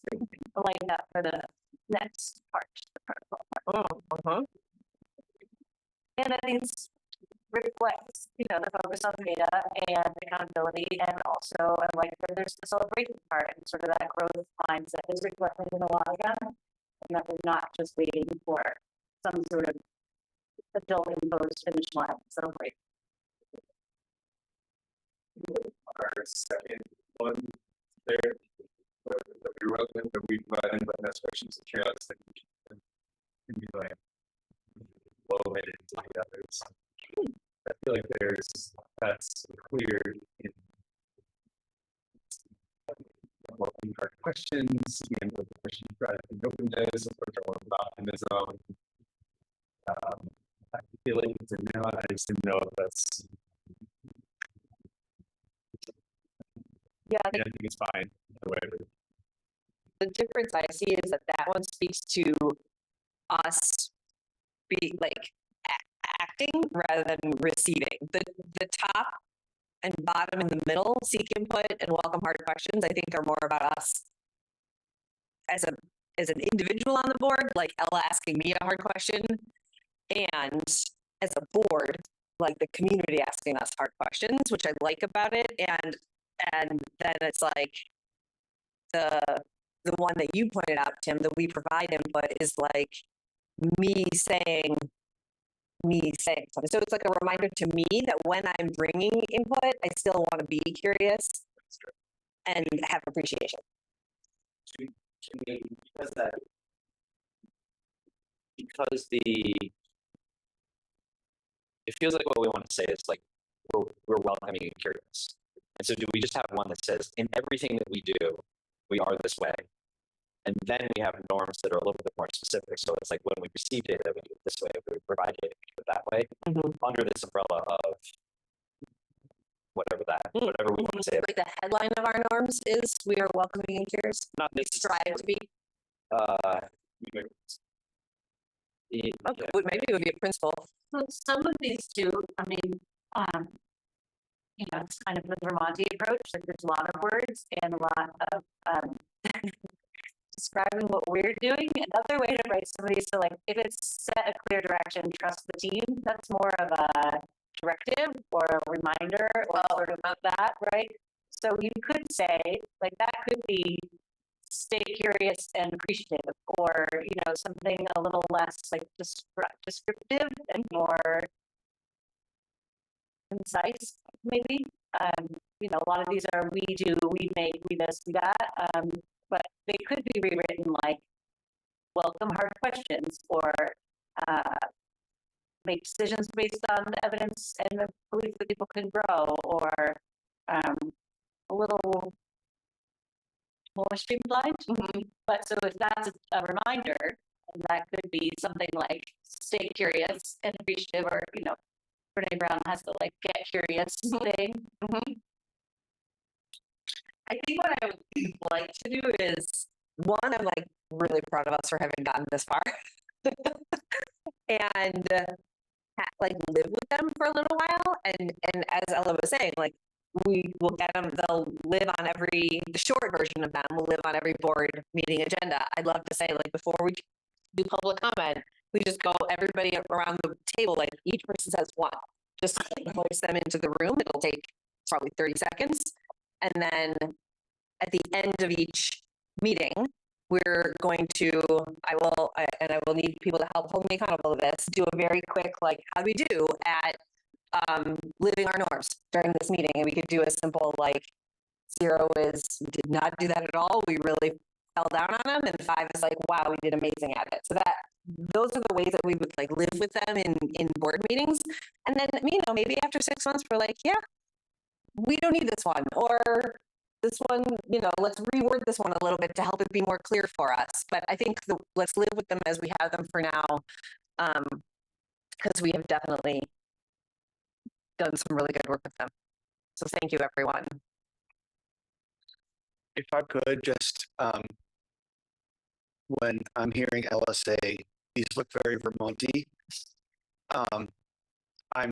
I'm looking up there and I'm thinking of some of the people in my community and the way that they think about the world. And I'm now starting to see like land acknowledgements. Sorry, what?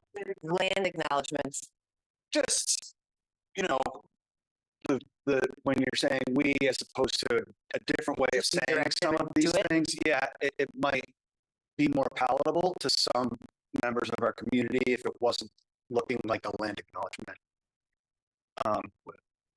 Like we acknowledge the Abenaki were on this land and we appreciate their stewardship of this land and we are stewards of this land and now we can commence with our meeting. Which one?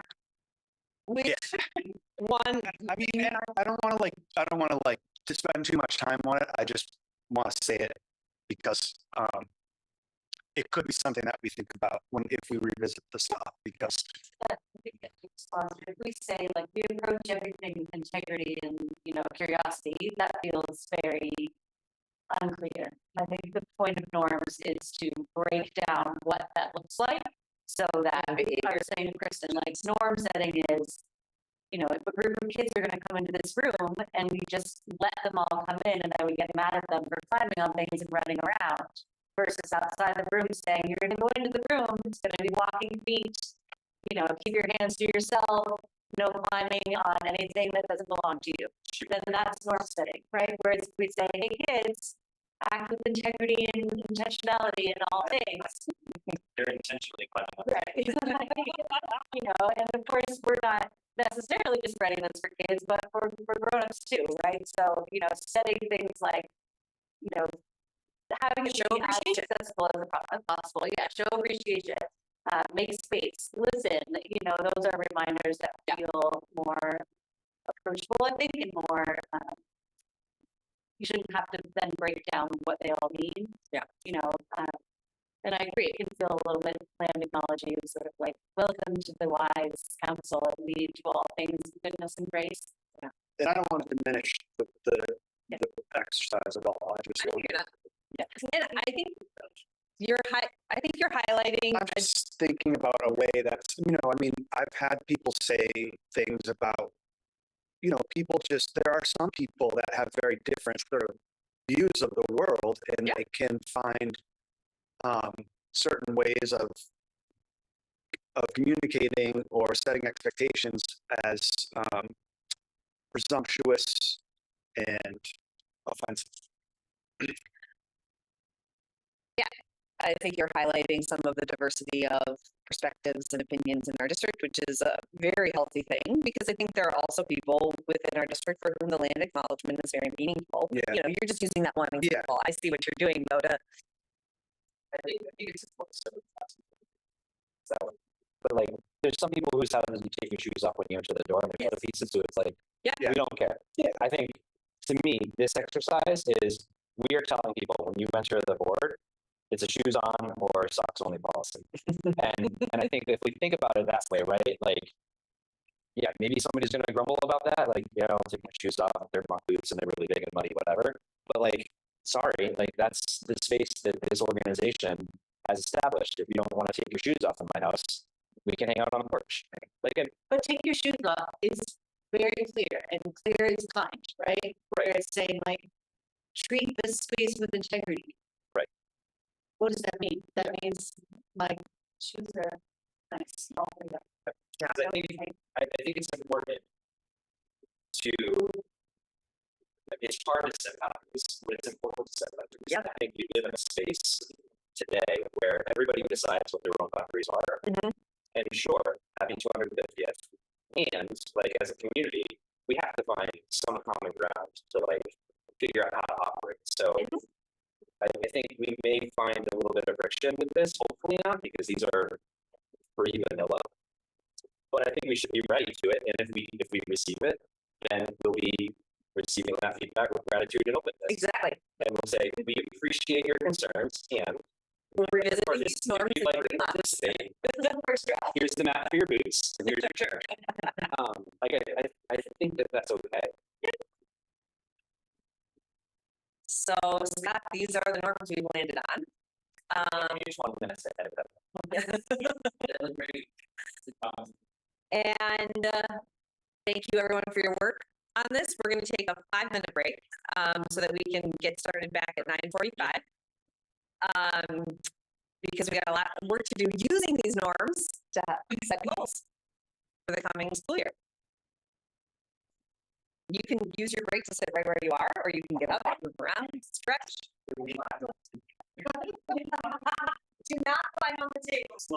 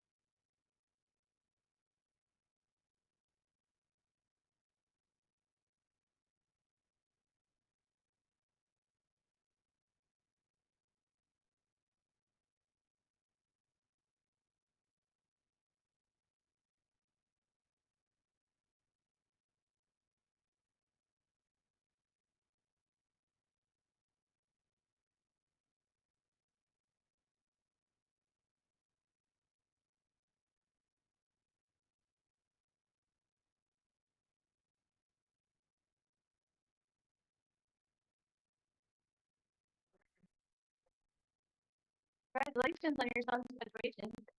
Very exciting.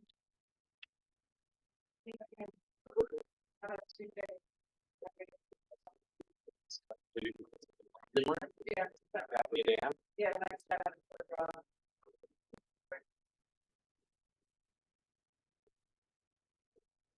More importantly, except the students and it's just That's good. Just be more important than this graduation. Yeah. Let's try it. Tuesday. Yeah. Yeah, and Casey's like gone off month, so She got it all. Yeah. I just texted her. she said, I heard her, she said she's gone like basically the whole month of July. I know. I didn't really get details, but it sounds like a really big fun family trip. Yeah.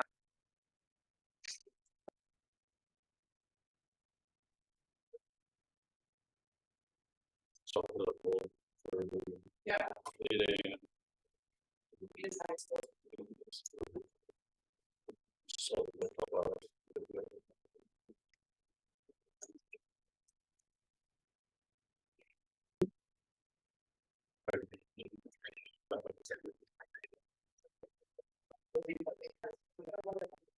All right. We are back and ready to roll. And I'm handing it off to Justin to walk us through setting our goals. Sharing is not turned on. I'm sending a request. I need to be able to share. Okay.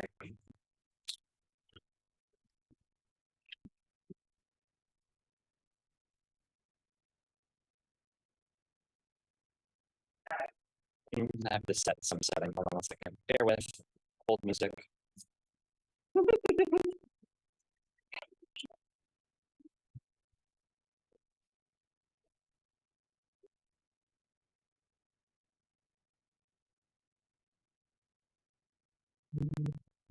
be right back. So, did everybody get a chance to review the content of the survey? Yes. Okay. No, I just have to come back in. I should just Really? Okay, I'm back in.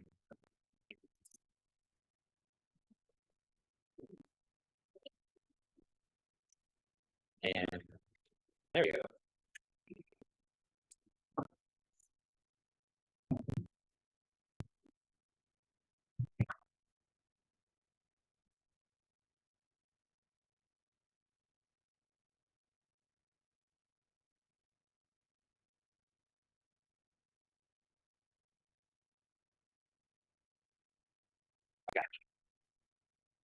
Great. So what we aim to do for the next 2 hours is to efficiently review all of our feedback from both administrators and the administration that took it. I think there were 5 respondents. Thank you, Jason, for being the only one to self-identify as responses. So thank you for being brave. And the entire board did respond, so that's goodness. So just to give a little bit of background about how this kind of worked. So between Wednesday and a couple of days ago, me and I met a couple of times. But what I did is I took all the information that the survey provided. I tagged admin as admin, and I tagged board as board, and then with a little bit of human brain power and some notebook LM summarization, looked at what the board responses looked like in summary, what the admin responses looked in summary across the bucket of strengths, the bucket of weaknesses, opportunities, and threats. So this Word document sort of set the foundation for the themes that came through the 15 respondents. And so what I intend to do is, like, we'll facilitate a conversation about this stuff with sort of discussion in a somewhat organized fashion.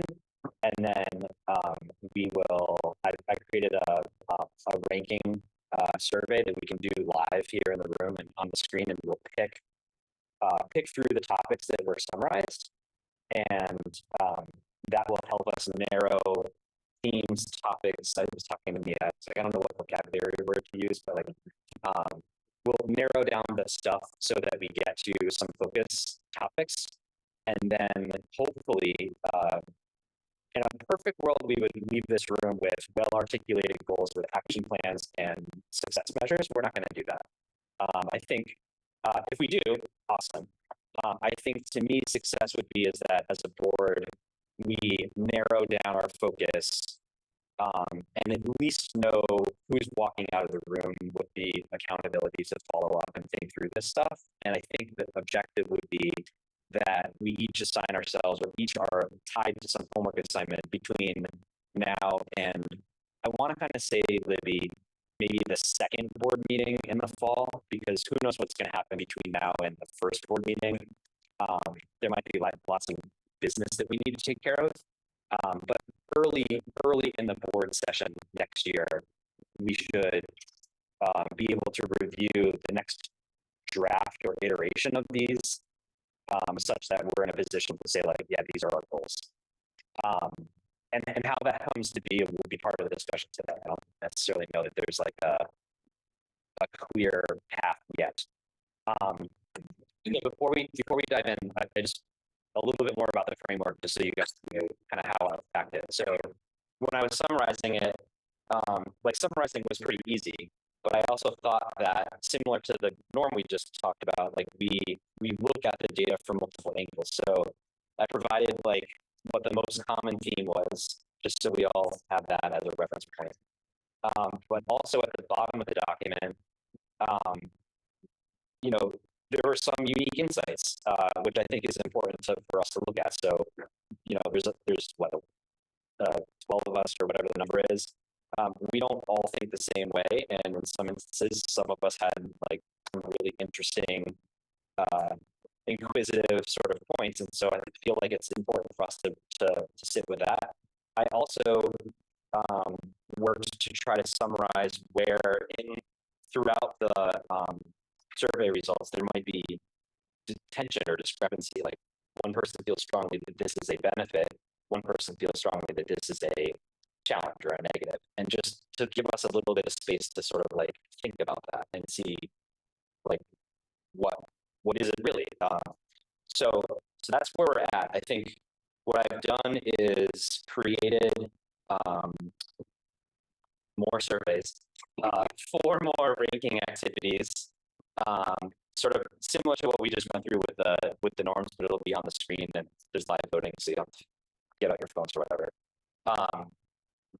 But I would like to facilitate some conversation across these major buckets. So we'll look at strengths, weaknesses, opportunities, threats, make sure that the way that this has been summarized, that we all say like, yes, there's nothing missing. And then we'll go in and we'll do some ranking. And then I think we'll also look at the unique insights and the tensions and see if we want to pull those into, any one of the buckets. So before we dive into the messiness, does anybody have any questions about how we got to this moment?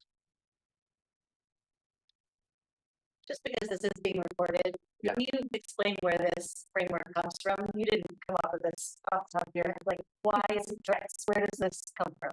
Oh, business school. So, yeah, I mean, there's like a gajillion frameworks for how to like assess, goal planning, right? And there's lots of different ways to do it. I just recently went through this process at my employer, and I thought it worked really well. I think, when we think about what we're trying to accomplish, I think the concept of a SWOT, which is strength, weakness, opportunity, and threat, it's a really common framework, kind of gives you a really broad, multifaceted way to sort of like assess your current situation and then quickly organize it. I think one of the things, I think I mentioned it in the board meeting a couple of weeks ago, like there is also, I think we should look at these things and think about it with the mindset of like a start, stop, and continue, to use another framework. Like what are things that we should start doing that we're not doing now as a board or as a district? What are things that we should continue to do or double down on? And then is there anything that we're doing that we're like, either we've completed it and we no longer need to pursue it, or, oh, by the way, that's really bad. We should make it a goal to explicitly stop it and come up with a plan to stop doing the thing that within the district we're doing that we shouldn't do. So it's just another way to think about the data.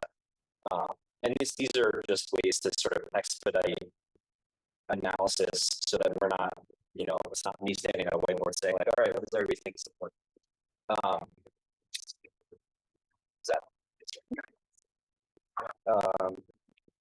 Anybody else?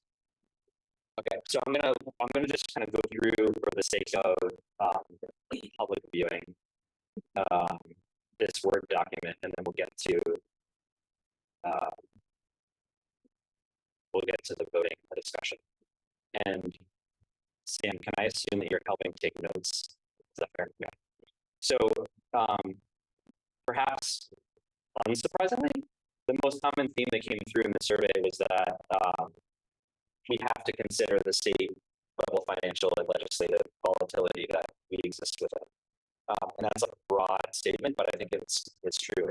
It just came through loud and clear that, like, as a board, that is a thing that I think we all said we should consider as we kind of move through and agree with goals. So almost everyone mentioned it, and it is what it is. Does anybody have any thoughts, double downs, surprises?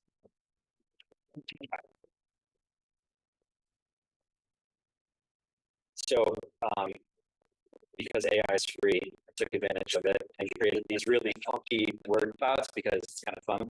But the core strengths as a district that came through is the biggest one, right? Is, I guess, data-driven decision making, which is why I was leaning on the norms previously. That I think because we do it, we should say that we do it. I feel like we should continue to do it. But there's some really cool topics that came through. The way the word cloud works is the bigger the text, the more frequent that topic was expressed in the feedback. So, data driven, we have community support, topics around faculty, equity, belonging, leadership, growth. MTSS was one that came through. I think that one came through really more from the administration responses than the board, because I didn't know what it meant. I was like, oh, I need to Google it. Yes. Right. So yeah, that's a visual representation of our strengths, and I'm going to skip that because that's just AI output. What's more important is the human output, which is summarized here. So the administration sort of said, instructional systems and MTSS is something that they felt like the district was doing well. They highlighted the fact that we have a faculty that was experienced and sticks with us, and that there is, in their view, a commitment to the concept of a whole student approach. Thoughts? Surprises? Lady, were you surprised by anything that came through here? Yeah. Yeah. Is there anything that you wanted to be a strength that didn't come through?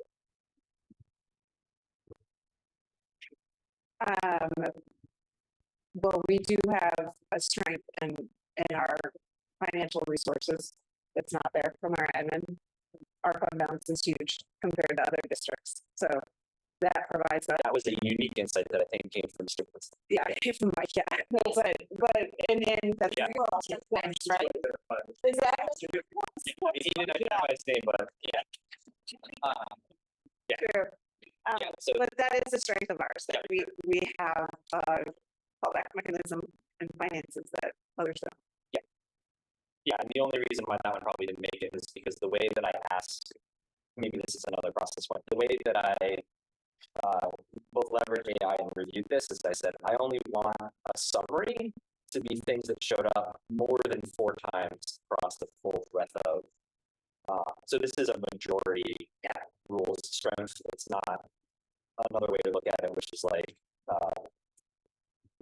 maybe the most useful strengths, because obviously we can't operate without strong finances. So the good news is that we caught that strength by saying, like, well, show me what the unique things are, and that one popped up. From a board perspective, now I can use the term we all thought that, we have strength in community around, our ability to pass a budget, and then we have high caregiver investment in our student successes. I think we acknowledge that our test scores are moving in the right direction. And I think for me, what I learned from the recent board meeting through the presentations was that not only do we have good test scores, but like I had an appreciation for why those test scores are increasing because of the way the curriculum and the faculty are engaged in that stuff. So, and then we all said that generally we have a strong working relationship amongst the board with the schools and with the administration. Can you make an observation? You may.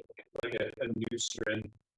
I think that I noticed when I saw these, it's like, I thought it was, the board was focusing on 40 things and the admin was focused on admin things. And I thought that was really good because it kind of shows that folks are working within our sort of lanes and respectful of the others. Yeah. And I didn't really think of that. It's like this in the last second. Sure. Yeah, I had the exact same observation that I was going to share. So thank you for pointing that out. I really liked seeing this because it showed me that in my opinion, we're operating in a healthy manner from a governance perspective. Yes. Yeah, oversight. Yeah.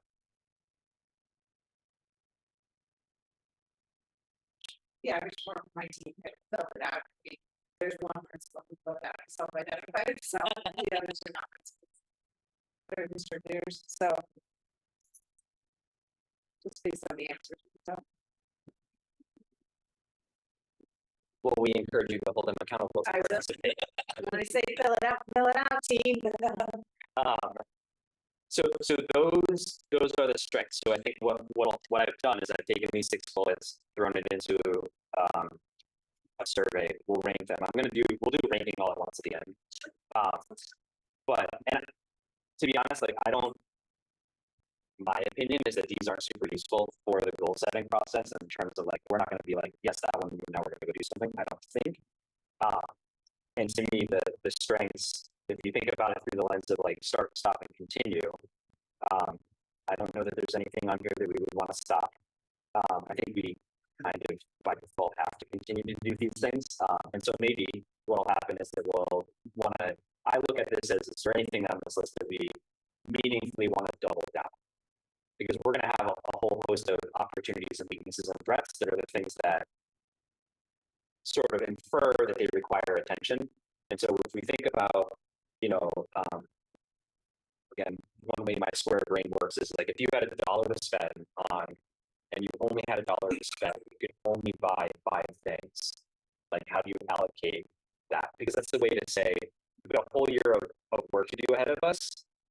And there's a litany of important things to do, but we only have so much time. We only have so much effort. We should really be, sort of like ruthlessly prioritizing things we want to focus on. All right. The next section is the weakness summary. So here's the word cloud. Clearly, yeah.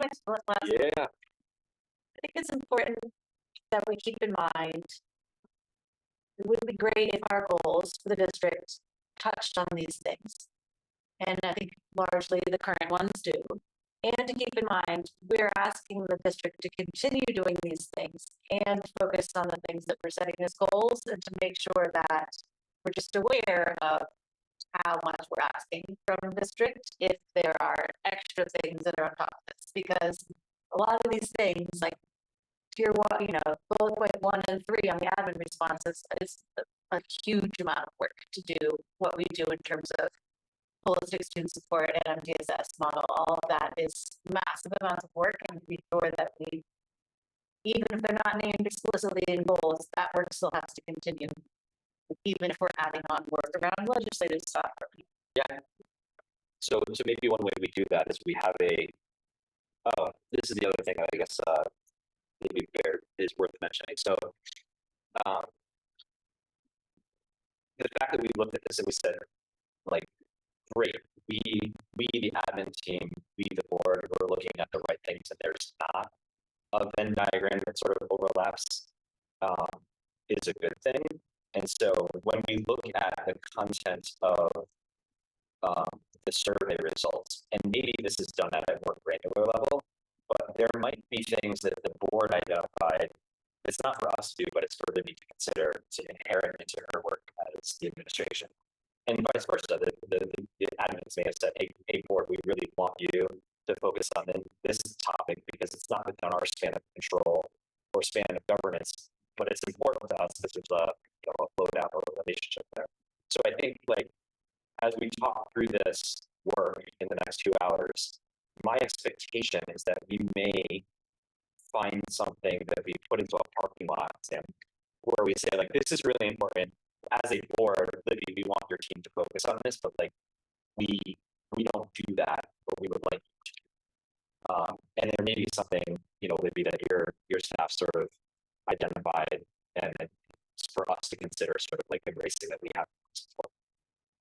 For me, one of the things that I am learning and struggling with and appreciating is, like, for this board responses around alignment, the board has a strong working relationship with ourselves, the schools, and central administration. What's not there is the board doesn't have a strong working relationship with the community. Now, that's just sort of maybe a function of the way that I summarize it and AI summarize it, but I think based on the analysis, like, it's interesting to me that didn't bubble up as a strength. I think it's because it shows up as a down further, but again, it's just like, I spent a lot of time with the data, so I have a lot of thoughts. But I think there's just all these different lenses to think about it, and that may be something that we want to consider. So moving to just a summary of the weaknesses. What was loud and clear is flood risk, and that's maybe not entirely surprising. The infrastructure, the financial budget pressures, enrollment, math achievement, our existing debt, screens, absenteeism, teacher pay, community engagement, and vision. So at the end, that was what you mentioned. So this is a summary of our collective concerns, if you will.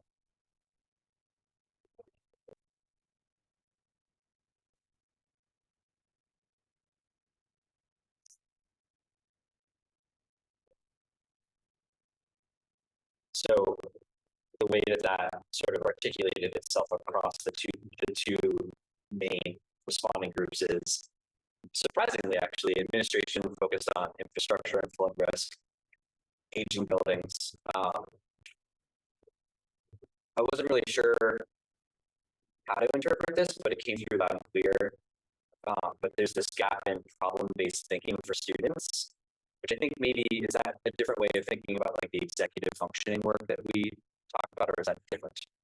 No, our students don't fail. So our students don't fail. Oh, okay. We don't put them in situations where there's no answer and they have to struggle through it. Got it. Enough. And Okay. so it's, if you think back to project-based thinking, like that, like our project-based learning, we can do that. Got it. But we can't do problem-based learning. Okay. Which is a much different thing. And it's higher level skills that they need to access in order to do that kind of work. It's just a switch we need to make. And then,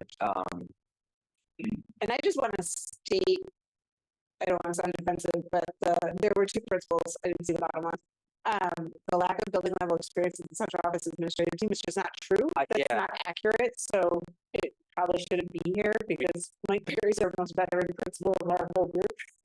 His principal experience in 10 years. So there's, and I have a couple years under my belt as a principal as well, so it's just not an accurate statement. I think that there's. I think that may be slightly misconstrued, but I think that there's It was stated pretty clearly by one administrator, Yeah. however, it's just not an accurate statement. Probably just from their perception. Right. That's what it feels like, you know, of all the central office staff, if there's two and they say, well, in their mind, it'd be ideal if everybody who's in central office had some building level admin experience, then of course they're gonna say there's a lack. Yeah. But 2 out of But what was stated is 5. there's not. Yeah. There's Yes, then no- none. no That's true. and that's not. That's true. I read it as they're not next to me enough, Oh, like me in this building, not necessarily overall. I mean, because I didn't read I only read the summary, so that was how I read into it, that like the difference between central office and what's happening in the administration in my building is a lot, and it would be nice if there were more central office people next to me more frequently, which is, I think, what a lot of people wish for. It's not realistic. It could be what they meant, it's not what they said. yeah, they Is did. that our central office administrative team is strong in their areas of knowledge, however, none of them have experience as a building administrator, and that is simply not accurate. Which is great. That part's not true. There's 3 out of 4 of us, Yeah. out of us who have had building level administration quite a bit of it, so it's just not accurate. and then from a board perspective, I mean, I think this is why we're here today. We want a long-term vision for our district. Why? And I think some of the norms building helps get us there, and the rest of this conversation will get us there. And then I liked how this came through, but like I think we've talked a lot about engagement, and I like the fact that like there's that concept of the bulk of the community, right? You think about the fact that we sort of reviewed the equity engagement team's approach to engagement, which was fairly robust, but on the whole, like the number of souls we touched was pretty minimal. I think that concept of bulk engagement is an interesting one. And then below the fold here, concerns about math, which I think probably was fresh on our minds because we had just had the academic year. For sure.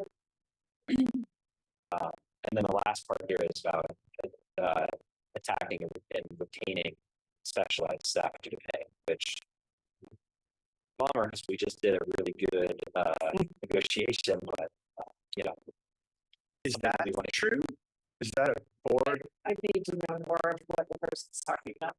Yeah, I don't know. We do have a pretty specialized staff, so I would now know more about what they need.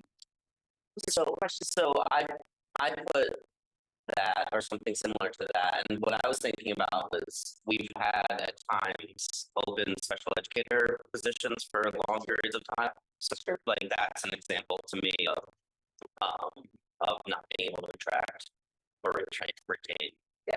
And in some cases, I don't know if this is the case in our district, but in some cases, like science teachers can be hard to retain or attract. So Math teachers. What is the limited programmatic threats in some areas? I looked at the data, there were some references to, but I don't know if anyone wants to explain what you meant by that, but. Look and see if that's Before we answer Ella's question, Scott is accurate that special education, we do have openings often, yearly. So if we're talking about specialized instruction around special education, yeah, we have openings there. can I ask a quick question though? Yeah, Is that unique to our district? Okay. just because there's no special educators to hire. Sorry for interrupting. No, that's okay. We don't have the same challenge with math or science, really. We do have a science opening now, but it's only because we had a science resignation really late in the year. Right. So that's part of higher. Well, that's not unique to Vermont either. There are not enough special educators. Right. Nationwide. I think really programmatic things. I think I think we made up a lot of it in what's the pathways opportunities, like personalized options, but I was, when I compare it to my in-laws with teaching one of the biggest districts in Texas, and I see what offerings they have in their schools. It's not necessarily valued, but they have a lot more languages, like all kinds of things that you take it. So,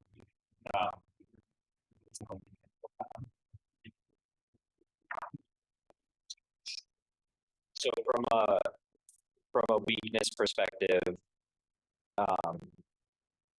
does anyone feel like there's anything missing? I felt like this is pretty holistic. Can you scroll down to the board? Yeah, maybe.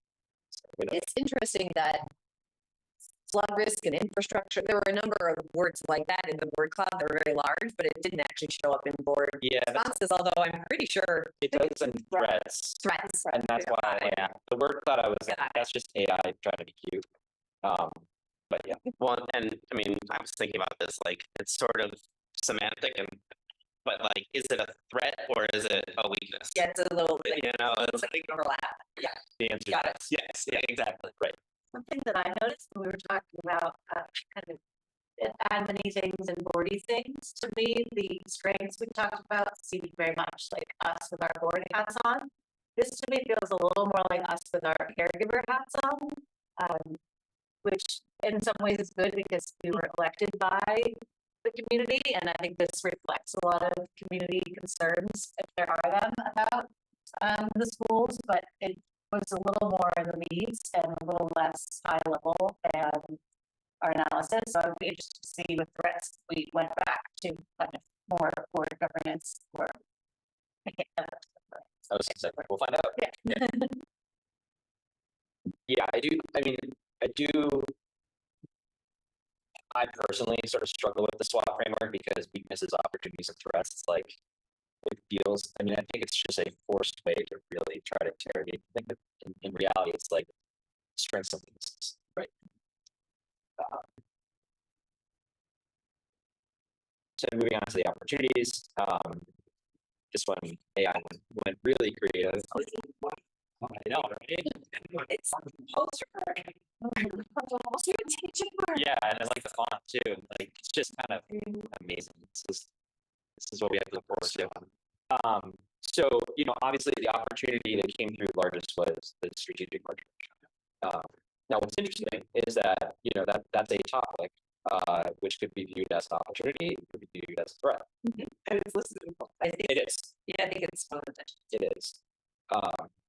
But I think the fact that we have a norm that says that we will approach things with optimism. Okay. But there's regional collaboration. The pie groups are an opportunity. I didn't know what CSEM. It's collaborative educational. Thank you. That's the new That's what thing. you just quoted you. giant. Yeah. Technology and AI is apparently an opportunity. Teacher leadership, community engagement, stakeholder connectivity, district vision. To me, some of the more interesting ones are the ones that are tiny. But this is a visual representation of what admin saw as, the regional collaboration, opportunities for professional development, teacher roles, and I really liked, and I feel like this was maybe a call to action for the board by the administration, is improving how we tell the district story. Because I think more so than ever, amidst the coming uncertainty around consolidation, et cetera, like having people understand who we are and what we strive for and what we want is going to be important. So I expected that to come out of the board feedback, but I was surprised that it came, pleasantly surprised that it came out of the other. And from a board perspective, The admin felt like we're not telling the story well enough. That we have an opportunity to tell it better. I mean, I feel like that's what that's what all our board meetings are about. Nobody tells us. I don't know, it's like we're telling ourselves that for the last 5 years that I've been here. As a new board member, having sat through 8 meetings, I don't know how to like summarize our story. Like, I think like for me, the way I interpreted that is like, what's our elevator approach? And when we bump into somebody on the street, someone says, so what's going on? We have like a quick, well, what's going on? We have an amazing MTSS model. No, And then keep walking by. right. Like I think we have a lot of opportunity for storytelling. And Brett, I mean, board meetings, we do a lot of things. And so what your comment points out to me is that that's not the venue for communicating our story, right? Because if we have board meetings and we're screaming out our story and nobody hears it, then we're not communicating, right? And so to me, that says we need to think about how we communicate in a different way and not just through our board meetings, which we do other things in our board meetings, but that may not be the chief mechanism for communicating our story. Well, I mean, it fits in with the gap between the broader community. Yeah. Yep. Especially non-voters, even families that are like And non-parents, like, yeah, exactly. we're not that concerned with Taxpayers who are not directly connected to the school system, and even families that are like loosely connected to the school system, that are not, you know, I don't know how to do it exactly, but These are the questions. What's the data that tells us that we're not communicating at a level that is optimal? Because it's something that I've been struggling with. I think there's a lot of, sometimes I worry that we can beat ourselves up a little bit about like not being in everyone's living room and talking for an hour about what's going on in the district on the one sort of certain versus like never saying anything at all into our norm of trying to follow the data. Like what data do we look at to say that not communicating in reasonable? I mean, for me, that's like, it's not numbers, I don't think. I think it's qualitative. But for me, like if I asked 5 people in my neighborhood in the next 3 years, what's the school district going to do? I would get probably a lot of, I have no idea, or very disparate answers, as opposed to,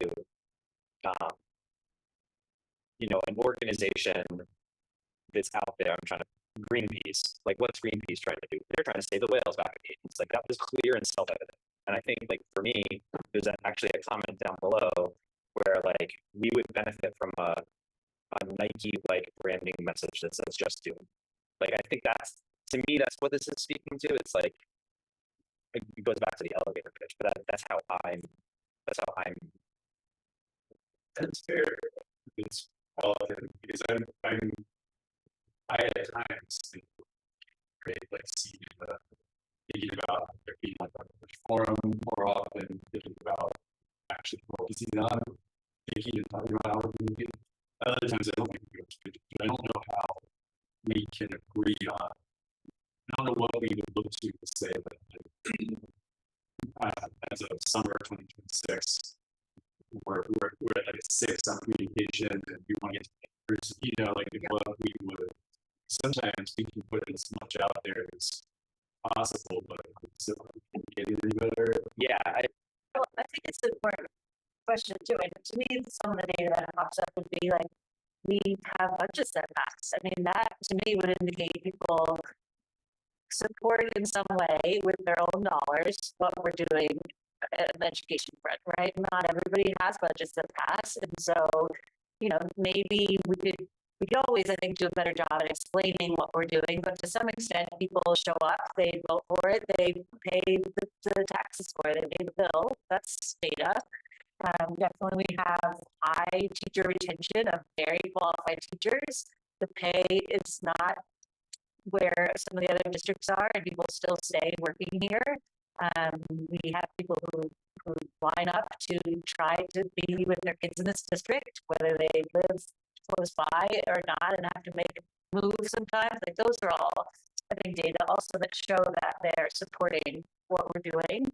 To me, I read this more about the second part of it, is like maybe we have a lot of understanding and a lot of support, but we also all acknowledge that we're moving into such a quickly changing financial and structural environment that we have to maintain, if not up the ante, on really strategic communication so that it's not overload. People are not swirling around with all the changes at all the times, but feel like, okay, if let's assume I'm invested in this school district for the community, for my own kids, what will that look like if it's suddenly a much bigger district? What will that look like if the finances are different? What is the essence of this experience for our community, and how do we protect that and spread that if the opportunity comes? So I read that, I don't know, but as being related to, it's like being inside of a tornado right now, with having to kind of distill down where we're going and how we're going to get there. Like, to me, look, these emails that come out that are like, here's the situation, this is what we know, this is the CISA, and I'm like, great, okay. I don't have to read 50 articles today and figure out, did he sign it? What's happening? So even if we're doing a good job, this is, I think, a call to action to acknowledge that it's changing. It's an opportunity. It's an opportunity. Yeah. And I think too, like this one, like I feel like and 45 minutes from now, I feel like we're going to be talking about this. But like, I think what's hard is like define success. Because to me, success for communication isn't I send 100 emails. That's useless because if no one reads them, like pat on the back, good job, and like you didn't do your job. Like I think it's about how we connect, and I don't know how to measure connection, but in order for us to be able to look in a year and a half and say we connected with the community, like how are we going to know that? That's where I feel like the equity and engagement committee is going to have to like put on our thinking caps and figure that out. I don't know what the answer is, but I think it's not about providing information, it's about landing information behind it. And that's really hard to measure. Because we do a lot of stuff. I wonder if the person who wrote that has something in mind. I hope it's specific. Maybe it's opportunity section. Are we still talking about the third one under admin? Yeah. Yeah. Improving the district story in one way. They want to better educate people about financial structural changes. Maybe they know. I think this is an amalgamation of a few, because that's what AI was doing, was like, yeah, like I don't know if that's just one. I think this is more there was a what, not a how, unfortunately, but like yeah, we can go look at it. So. I'm not part of the admin, but I agree that one of the main things that we are going to be doing is helping the community navigate these changes, right? And we need to be active in that conversation. And so whether or not it's an opportunity or a weakness, right? It is critically important for us to be able to be a part of and maybe even lead those conversations, right? And so Having a solid district story gives us footing to do so. Exactly.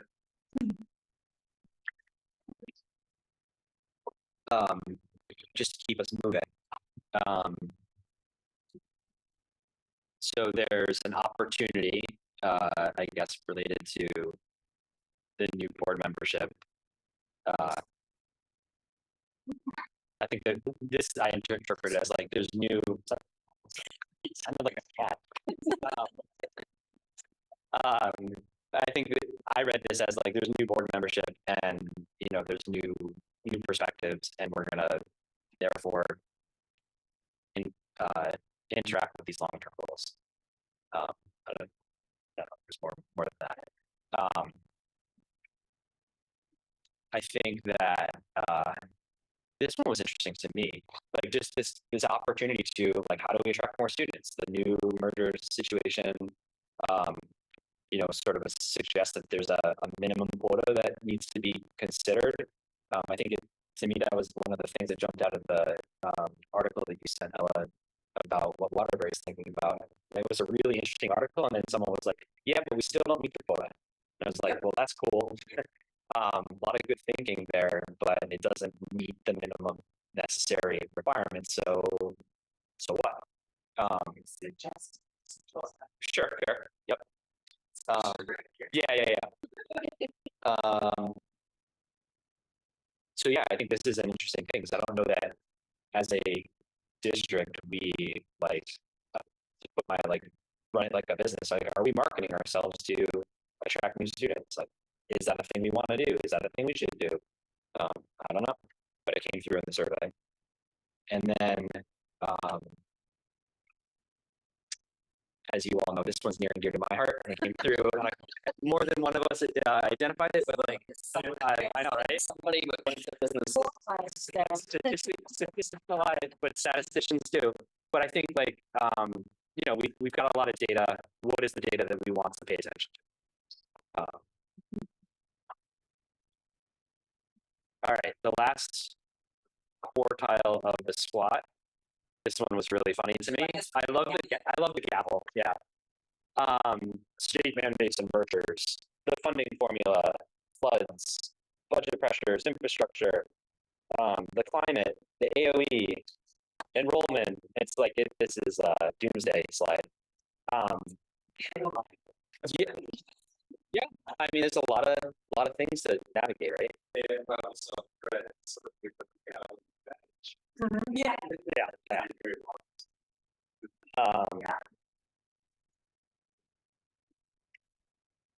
So if we look at the threats from the admin view, it's all the stuff that was above, right? But just the uncertainty and ineffectiveness of agency of education. I internalize this as it takes 8 months for us to get state test results back.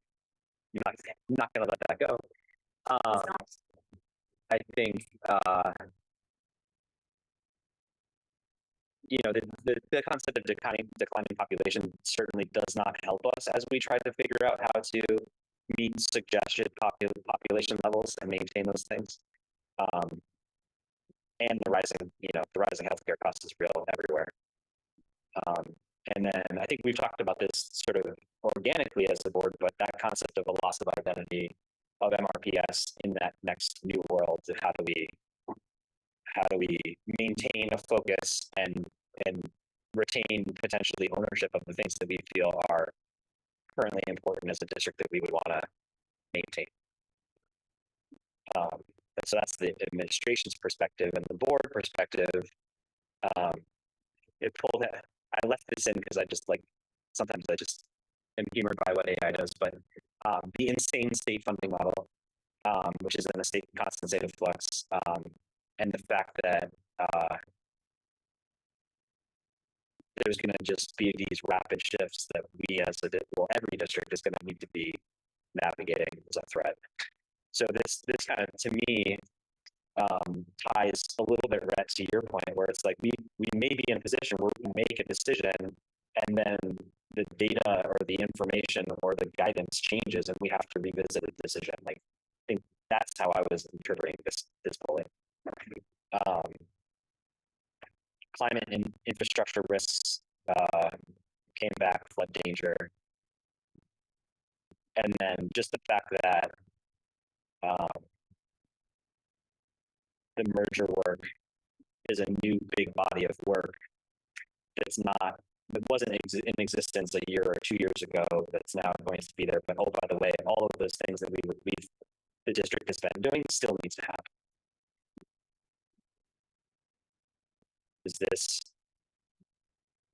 How does this sit with people? The fact that we're not talking a lot, at least for me, tells me that like this summary is a pretty good representation of how we feel. Okay. All right, so that got us through the 4 buckets, and now we get to the sort of oddball buckets. So some things that were stated, but and these are not necessarily, this is just a group of things. It's a mixture of maybe positives and negatives, however you want to talk about it. Yeah.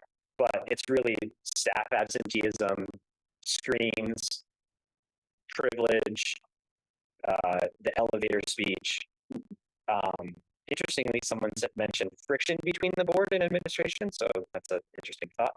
And fiscal management. So I think this is the one we joked about earlier, where we've got a strong fund balance, and that's a good thing. So I think we should sit on this a little bit, because in my mind, because these weren't part of the previous sections, the question I think for me to the group is there anything here that we want to pull into like our analysis for, oh yeah, that's a thing that we should rank amongst the things, because these were outliers. Is that friction real? Friction between board and administration? It's real, at least according to one person, if not multiple, right? I mean, I can speak to that. Part of that was my comment. Just recent conversations have like led me to believe that, at least in some instances, there's very much an us versus them mentality, which I think is like really unhealthy. I think that's also apparent in Jason's comment about there being a fractured relationship between the teachers union and the district. And so I think that there are a lot of like not good communication happening. And I think that that's something that needs to be examined. An opportunity.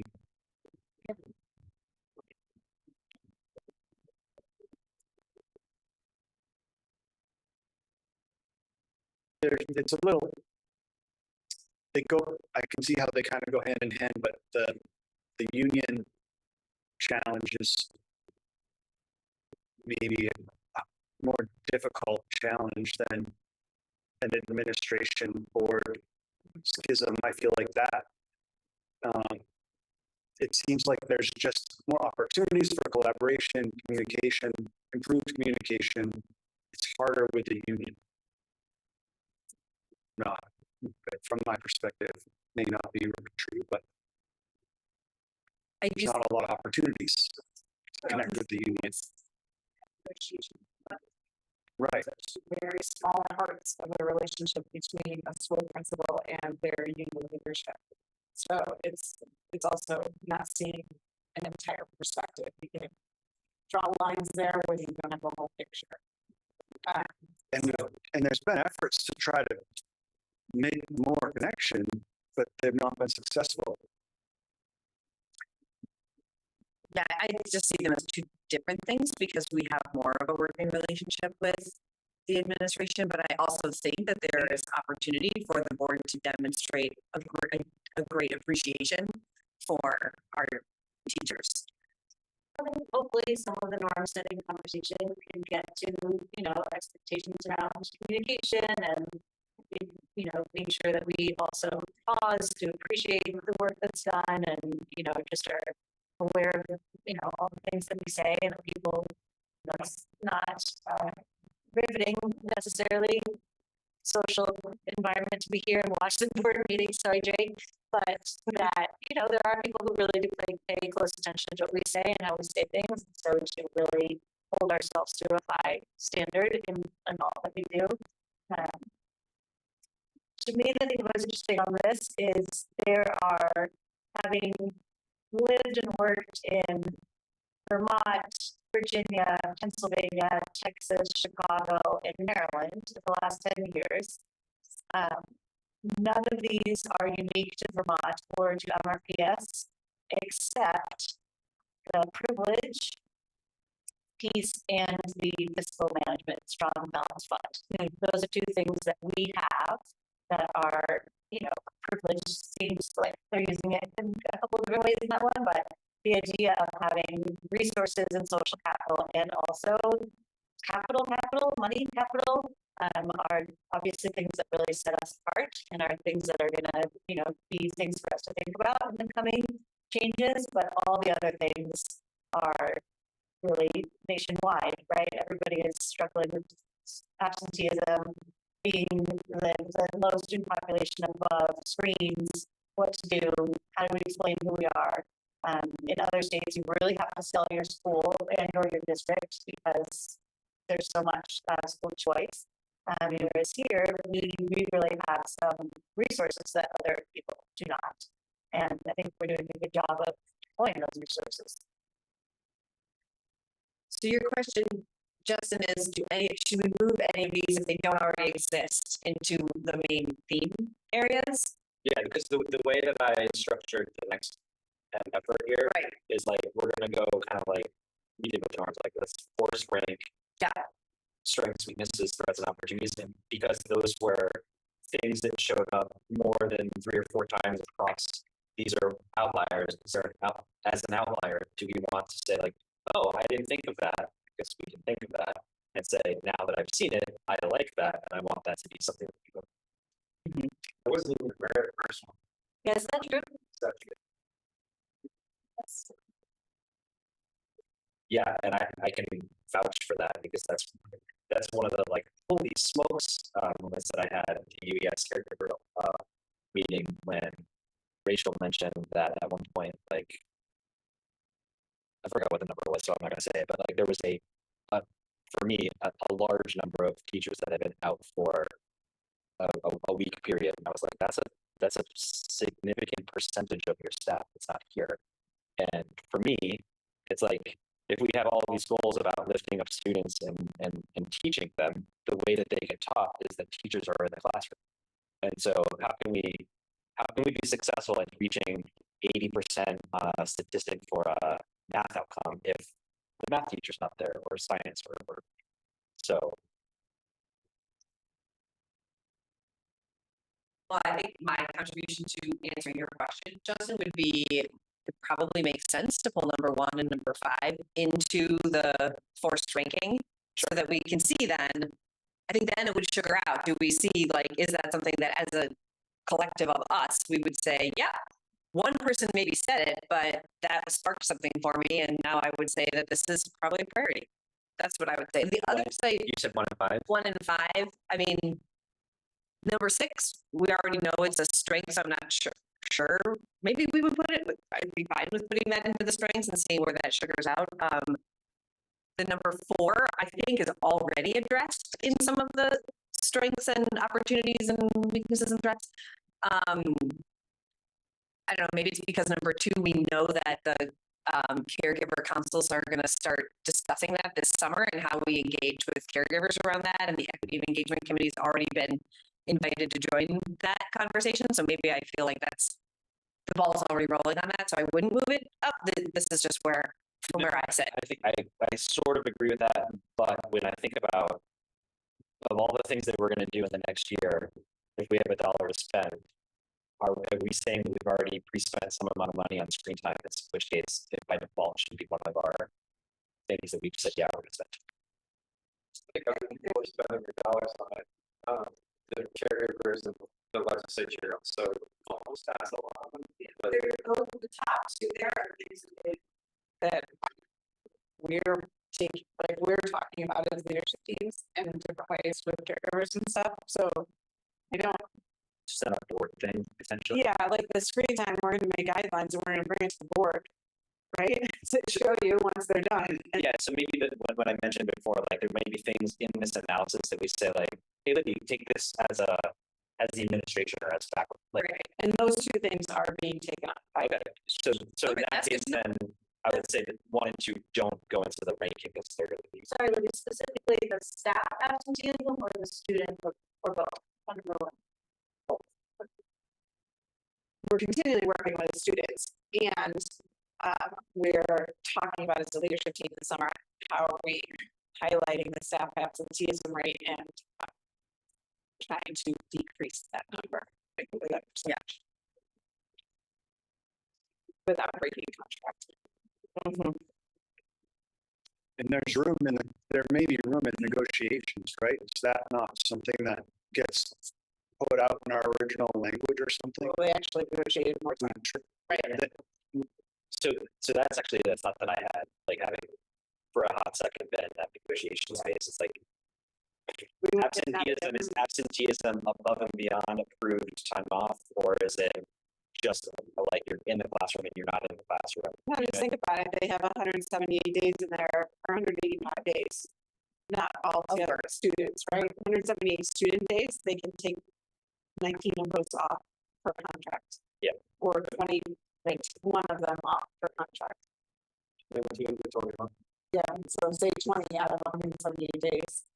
That's exactly. And then the other way to think about it, and that's by contract, you can't say anything about it. The other way to think about it is, let's say they take 15 days off, and so they bank 5 sick days. So next year they have 25 days they can legally take off the contract. So it's just the way our contract's written.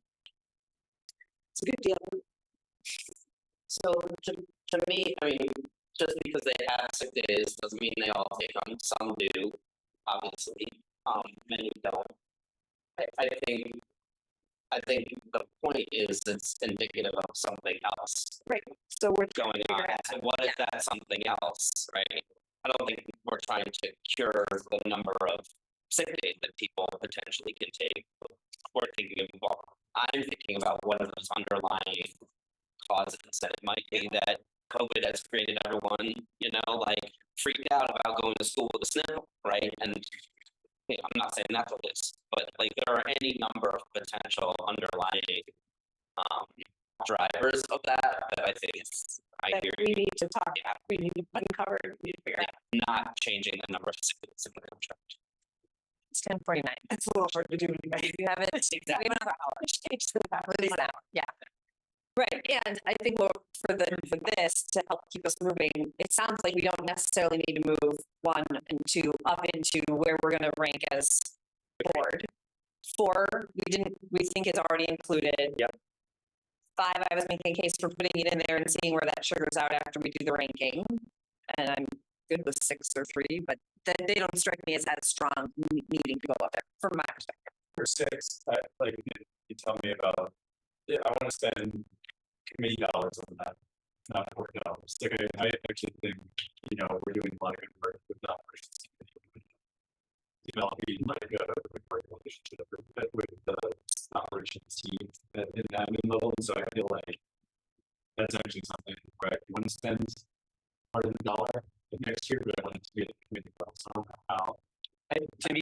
To me, the board is the committees too. Like I think of All the dollar. it's all the same buck. Okay. Like because when you go into that committee, what are you going to work on? I agree, you're going to work on that. But like as a board, do we want that to be the case? Yes or no? Yeah, so that would be a priority. Bump up, I think. But It's a priority for me. I think it's not just in some of the stuff that's already like in there that we have. Maybe what I hear you saying, Tim, is like, given that we have a strong fund balance, but also some infrastructure, some threats to our infrastructure, that might end up being a priority of the board that the operations committee works on. And a lot of the threats were linked to that. Infrastructure. Floods, all that. Exactly. I think Jake, a while ago, you made a plan, like what's our plan if it floods during the school year, where we go? And like that's something I think we should work on, like with the operations committee, kind of at least have that priority thought through a couple first. So And that's when the more short term. We also, with the potential of merging with districts, we also have a thing to think about as like holistically as our facilities, what will still be school facilities for a larger district in the more longer term. Right. So it's a very complicated thing to take on. So maybe that's more in the, it's in there to some extent, but stated a little differently as 6, being so focused on, I don't know. Well, I mean, to me, yeah, the way that I think about it is we have a moment to decide, are we going to stop pursuing a fund balance, or are we going to continue to double down on that concept of a fund balance? We're not going to, or it's basically, do we want to spend down, maintain, or grow? And I think as a board, we should agree on that. Yeah. Fair question. Which we're not deciding right now, it's just whether or not we. Yeah. But I mean, I think to me, that's a goal. One of those 3 statements is a goal. And that will drive, as a board, how we approach things. Yeah. It might end up being a board goal. I by the end of this conversation. I think, yeah, I mean, if I think about, You're the chair of that committee, and that feels like an important one to pull up, then let's do it, Yeah. let's pull it up. but I think the way that it lands is it's one of those three statements. I would say it's capital. But no, it's less. But like strong capital. Okay, But sure. but like the decision point, yeah, we want to, because that's what we've been doing is taking that fund balance that we had existing and moving it into that more of a planned sort of deployment of capital and fund process. Yeah.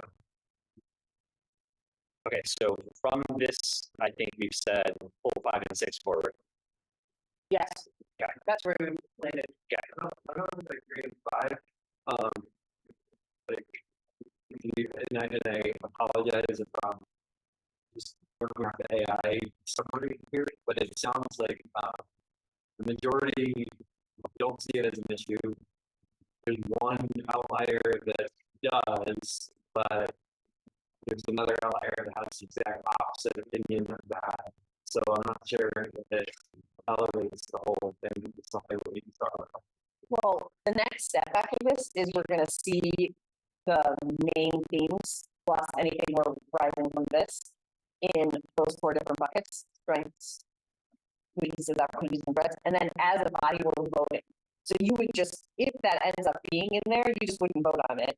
But if enough of us vote on it to say, oh, I didn't realize this is a problem, but I want to do it, then it would. Okay. Yeah, it's not an automatic that it's gonna get discussed, but it'll happen. It gets counted in the voting, like it gets included in the vote. And I actually think that it is it's already in one of our weaknesses, stakeholder engagement gaps, right? One of our stakeholders would be the administration. And so it's already a part of one of the listed key themes. Like, that's an easier one to get on board than this way it's presented. So are you saying leave it and don't put it in there because we already are addressing it? I think adding like 1 or 2 words to that stakeholder engagement gap that clearly, yeah, it's Including non-student taxpayers and the administration. sure. Just I don't think it needs to be a separate. It's a part of, in my mind, it's a part of communicating and engagement with our community, which includes all of the stakeholder groups. Yep. That's fine with me. Okay. So we're elevating it, but not adding a new. Sure. All right, last section. So we went from unique insights. This next bucket are things that have, there's a dichotomous relationship amongst all of us about these topics. So Yeah. not surprisingly, like You said this is 2 or more. yes, yep, Conflicted. yeah. It's not within the same. This is where we wrestle, and to be fair, like there's not a ton of new stuff here, other than it's just we have different. I almost think about this as like it's a perspective temperature checks, regional consolidation, right? Like, there could be a group or individual, or well, there's a handful of us that are like, yeah, we should consider it. And there's then a handful of us that are like, absolutely not, or somewhere in between, right? I don't know that we act on this, but I think it's important to inform us all about the fact that we're not all on the same page with these topics. And as we move forward to discuss these things, that we're aware of these things, right? And Yeah. so going back to the norms, right, where we're like, we enter into these, like, into this space with optimism and openness and curiosity. Like, to me, this is like, we are invited to be curious on these things. Is the way that I interpreted it. And I think of them as helpful for as we think about what's the work we will do to address the things that are our goals. So I think these are very good context for that. I really appreciated this piece because it highlights for me, it's not necessarily two competing views, right? Like even internally, like something can both be a threat and an opportunity simultaneously. And so yeah, like this is not necessarily like me and Tim having two dichotomous views, right? It could be like internally, as a district, right? Thing, yeah. And so I like to keep this in mind as like, what's the there's a martial art, right, where you like turn somebody's attack into your defense, right? Like, Thank you. thank you very much. So we're like gonna become Aikido black belts. Yes. So I think for me the process here is like let's take 2 minutes, look at it, and then if we want to talk about it, we can. Because I'm not sure. This is the one area where I wasn't sure what to do with this information, but I just felt like it was information that's important to look at, and then we as a group can figure out what to do. And we can take it forward, set it aside, leave it on the floor, ignore it, whatever.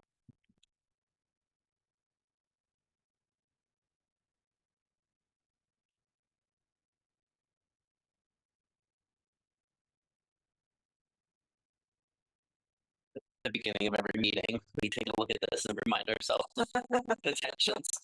That totally could be a thing. I mean, to me, this is like a very accurate moment in time of like the things that we're all wrestling with as a board and as a district. And it would be interesting in a year or 3 years or 5 years to look back and remember where we were and see what has been resolved, what we're still, grappling with. It might feel very different, or it might be some of the same things. And what was interesting to me, because a lot of what came up from the principal presentation was around like student ability to engage in complicated problem-based thinking. This is what the grown-ups in this community are doing in terms of our own problem-based thinking and really complicated problems. And so if we were to have a goal around kind of like elevating those type of skills, then we will also be doing it as the grown-ups well during that same period of time. When we talk about like our students failing and either it's set up just to succeed every time, we are in a situation where we will definitely fail as grown-ups in some way in all of this, and hopefully we will also succeed in some ways. And so I think there's a lot of alignment across all these things and what we're asking our students and staff to do. I don't know that we have a soft landing though. Like I think, Libby, what you said is like we don't create spaces where students fail. I don't know that this board has a space where we don't fail. Not to be like that's not meant to be negative, but I don't think there's an easy way out for any of these things that we can just say that's it. I don't know that there's self-evident paths. I think we have to wrestle and figure this stuff out. And so, yes, but I don't think we can. There's not a teacher that's going to be like, oh, just go do this in group work, and that other person will help you figure it out. I'm a little confused about in a space where we don't fail, like fail in whose eyes? Because we're talking about these big conversations about mergers. It's like we're going to be failing in someone's eyes one way or another. No way to make every single person happy and stuff. And I think it like we need to fail. Everyone needs to fail and learn from failure. But I don't know that there's a space where it's like we all sit here today and say like, oh, these things are really hard, but if worse comes to worse, we'll just do this and that will satisfy.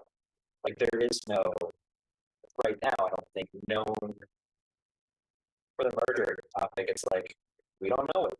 Like we don't know what Plan A, Plan B, Plan C is. We have to do all of that work, but even in doing that work, I don't feel like there's going to be an easy answer that we can just like have as a contingency. I don't know. To me, that's why it's an interesting question. Like to me, one of the past goals was around like evaluating stakeholder engagement, right? We kind of wanted a sense of how is that going? What are the numbers? Things like that. You know, to me, this kind of calls question around like how is the district going to look at problem-based, you know, thinking? What does it mean to fail? Is it like, you know, you work for months and months on a soapbox derby and then it flops into the lake and that's it? Or is there a soft landing saving thing? That to me wouldn't be failure. But we might be at a point where the district is sort of thinking about those things and we're thinking about this in terms of all the consolidation questions and the financial questions, and that it's sort of like a similar goal to the old stakeholder one of checking in with how do we do that? You know, how do we define what that kind of stuff means for our district?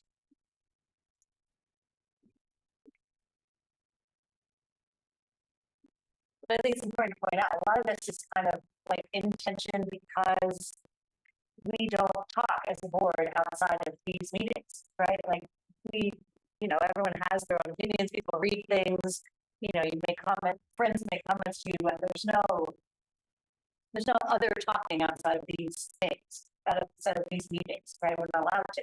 So it makes sense that we have a lot of different thoughts about it because we haven't been able to talk about it. What? Oh, we just been kicked out. Hold on, stop sharing. See my password. That's right. Well, Charles.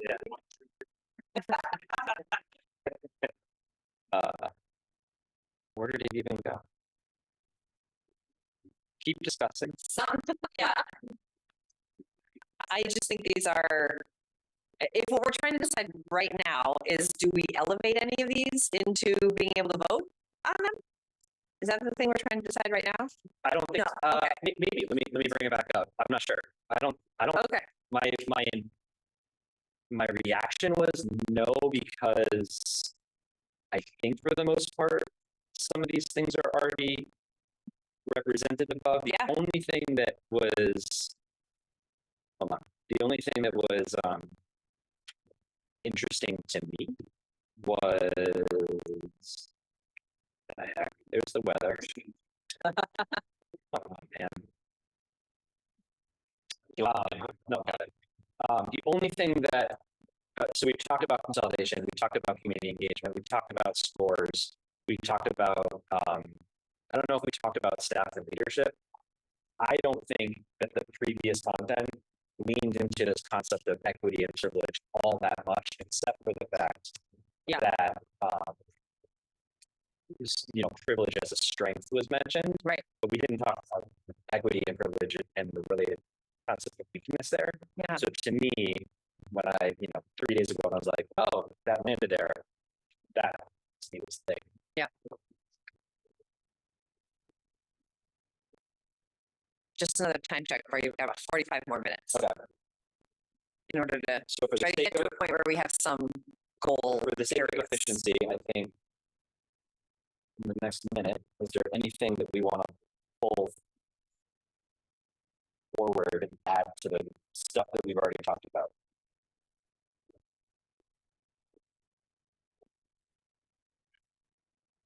Good.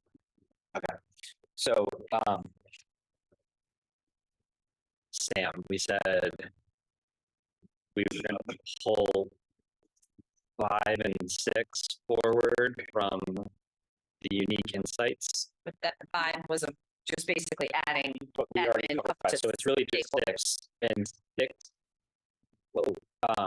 So Tim, since you had talked about it, I'm going to qualify 6, which was financial management, as an opportunity, or I guess it doesn't really matter. Yeah.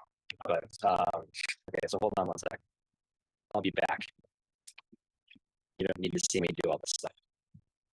Would it help if I went to the opportunity section and added the? No, because I'm adding it to the force ranking. No, it was no for number 5. Under weaknesses, the second point is the stakeholder engagement. Oh, we were just gonna add. No, because it's not in my Okay. Then I won't do that. I'm doing it now.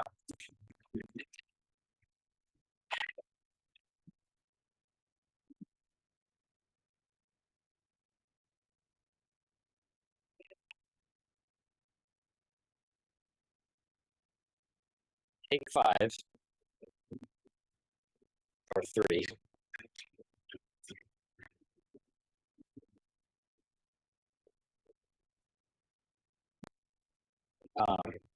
To get you guys ready for the next step, either on your phone or on a laptop or some digital device. Just go to slido.com, slido.com, and I'm going to give you a code.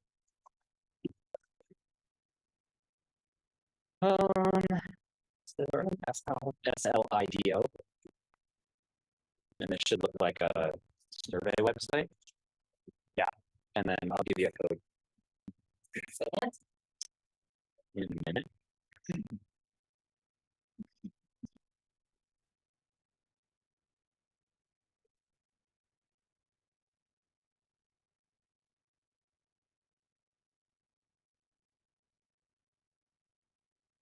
So the way this is going to work, I hope,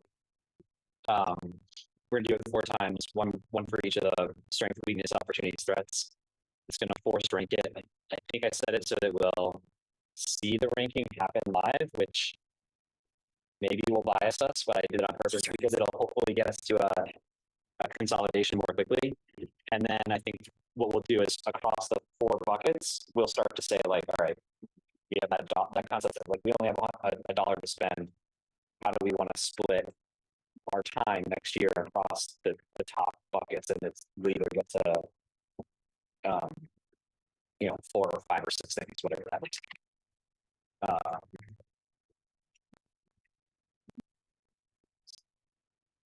2 more seconds.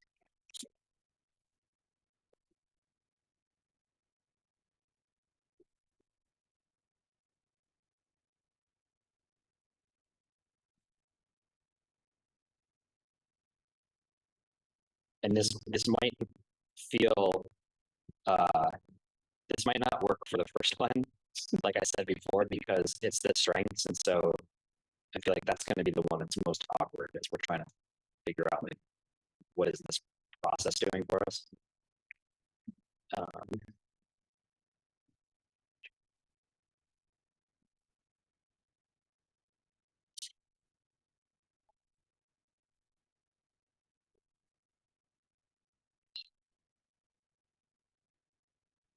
So in your, does everybody have the like box for the number? Mhm.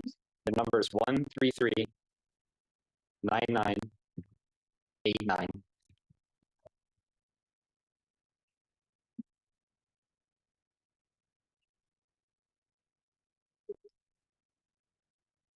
Are we choosing one? I think it's a forced rank, right? Rank.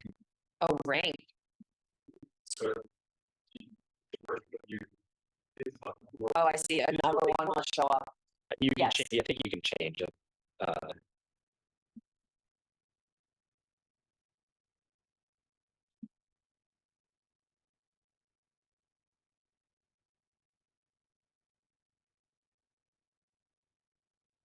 Okay. That was fast. That was cool. I didn't vote. Did you type in Slido yet? No. Okay, so go open a new tab. SLIDO.com. There we go. And then, Justin, what's that code again? 1339989. Oh, there it is. 13398.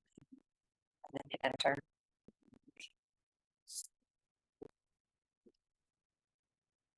Yeah. So then the first one you click will be number 1, the second one will be number 2, but you can move them around before you press send.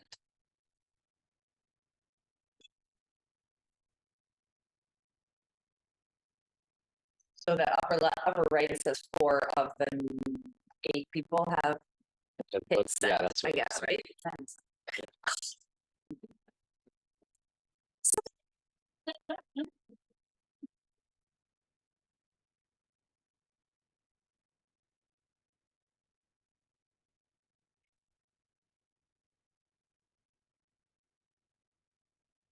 Six people voted. 7 people voted. How many people are there? 1, 2, 3. There's 8 of us who are voting. Okay, There we go. y'all voted. Okay. I'm gonna leave this here. I'm not gonna close it. We're gonna come back to it.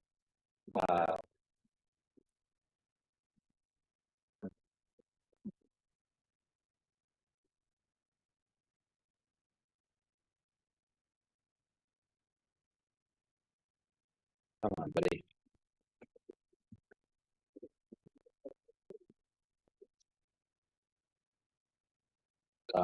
So we'll do this one next.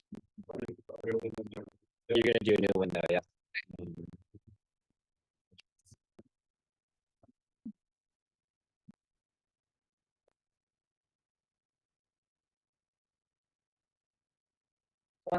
1339987.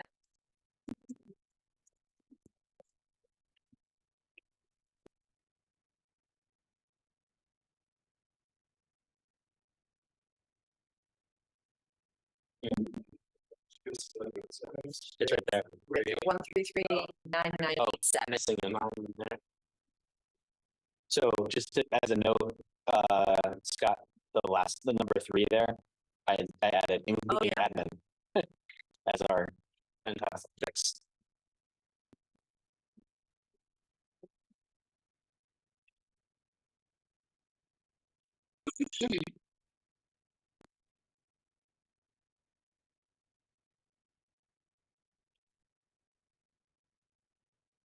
So weaknesses we want to address most would be number 1, number 2.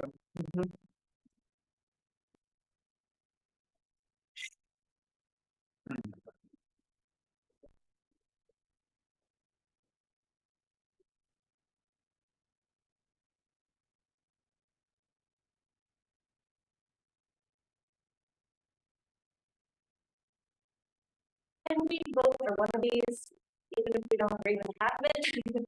Sure. And then we can talk about it. Just because the one has problem-based thinking and perceived lack of experience that Yeah. seems to have not been active. Oh, right.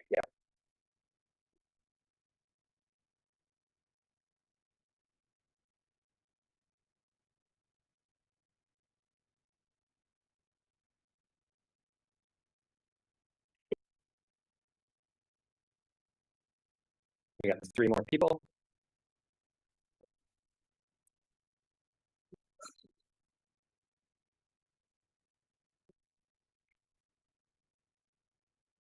Two more.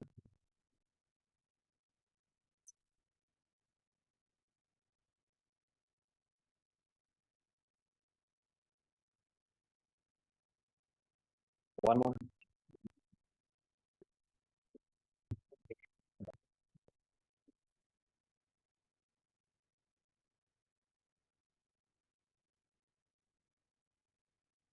Still one more.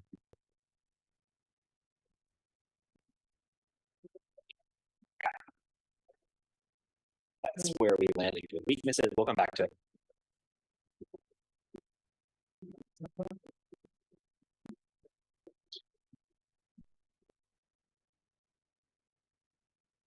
So All right, new one. opportunities, new number.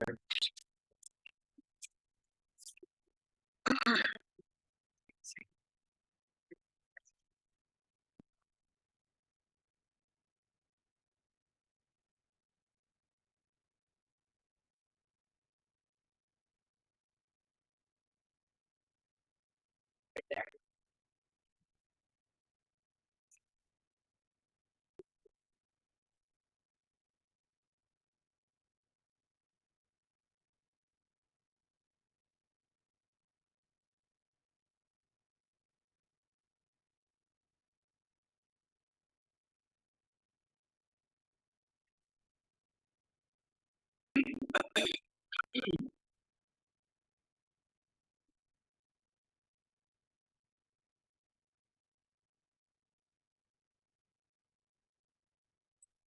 Oh, so we could not vote for any of these if we felt like it didn't necessarily inform board goals. Meaning you don't like any of the options, so you want to abstain. No, but it looks like I could vote for 3 of the 8 or whatever are here. You have to rank all. I think I can press send even without voting for all. And then. Oh, yeah, I've only been picking my first. Like if. Yeah. Like if there's something on here that I really believe is just administrative and a board doesn't need to. Sure. Yeah, yeah, That would be a way of. Yep. Doing that. yeah. Oh, I thought we had to vote, we had to rank all of them. You don't have You to don't rank every single one. But that's a vote, right? In a way.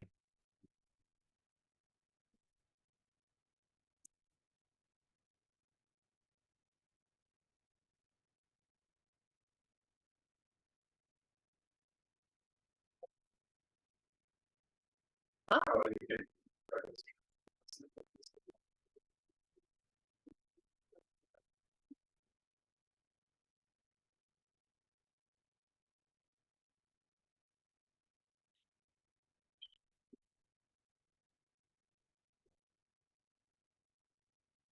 right, one more person. All right, we got 8.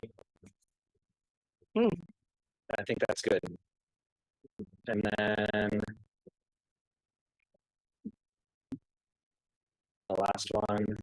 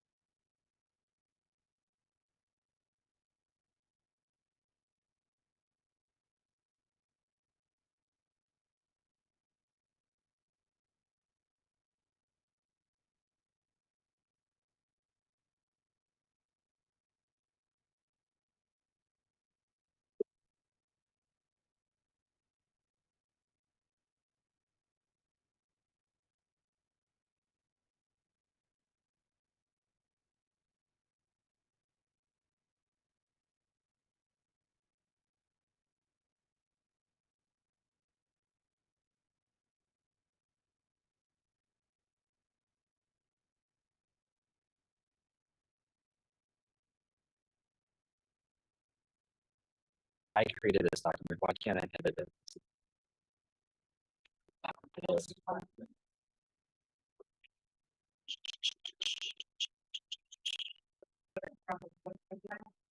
I have to know. I remember when it asked me to log in, I never did that. Yeah, you gotta verify it too. Yeah, I know. Are you you? I am. Prove that you're a human. Here's my, it's my 4th of July party list. All right. So I'm just gonna try to inelegantly capture this.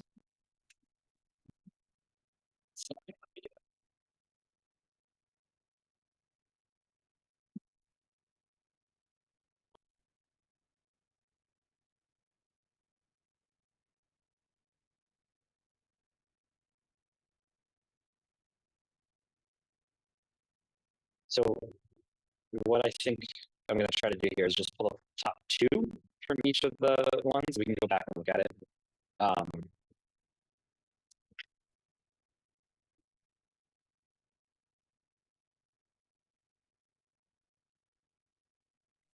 Good Lord.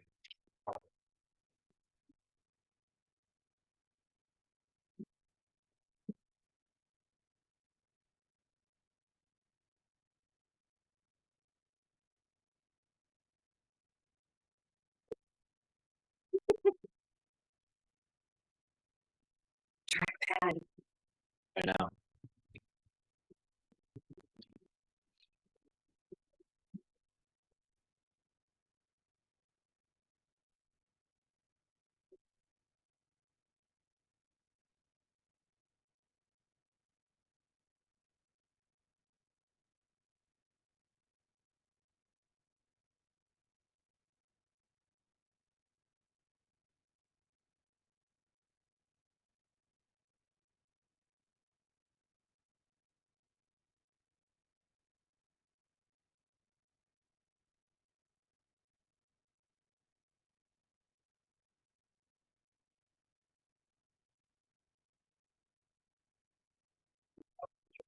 we're investigating.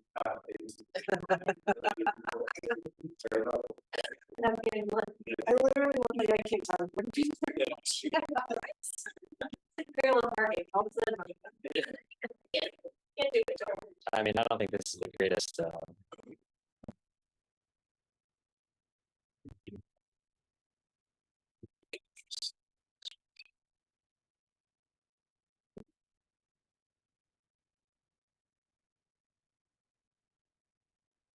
this is where, the process sort of falls apart a little bit because I've been.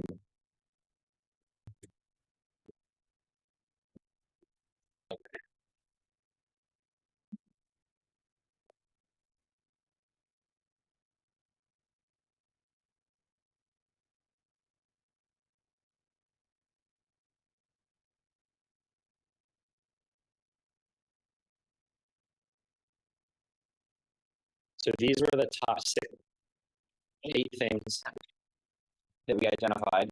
And I think to me, how much time do we have left? Half an hour? Just under half an hour. So our objective here is to not necessarily take these exactly as they are written, but like appreciate them in their essence and say like, this is a theme or a topic that we've said is important. Is there therefore something that we want to, as a board, say we want to do something about it, and then translate that into a goal? I think that there's so that to me is the thing that we need to do now. It feels like these are a lot of similarity in a couple of them, like excuse me, instructional systems stack. Similar. Very related. Obviously, instructor focus and instructor those feel similar. Sorry, what is that? Oh, So these two. First two feel pretty similar. Okay. Number 4 and number 7 feel pretty similar. The two that include the word infrastructure. Yeah. Okay. So hold on one second. So this is where we can. This is because in those buckets, right? They were identified as maybe an opportunity or whatever. Yeah. So Exactly. what we can do is we can say, great, let's consolidate them and take that one theme, right? We Yep. need 2 points to represent it. We could now go and instead of me taking the top 2 things, I could go take the next thing from the list. You want to go look at like what those thirds options are. So what I'll do is I'll do this. Yeah.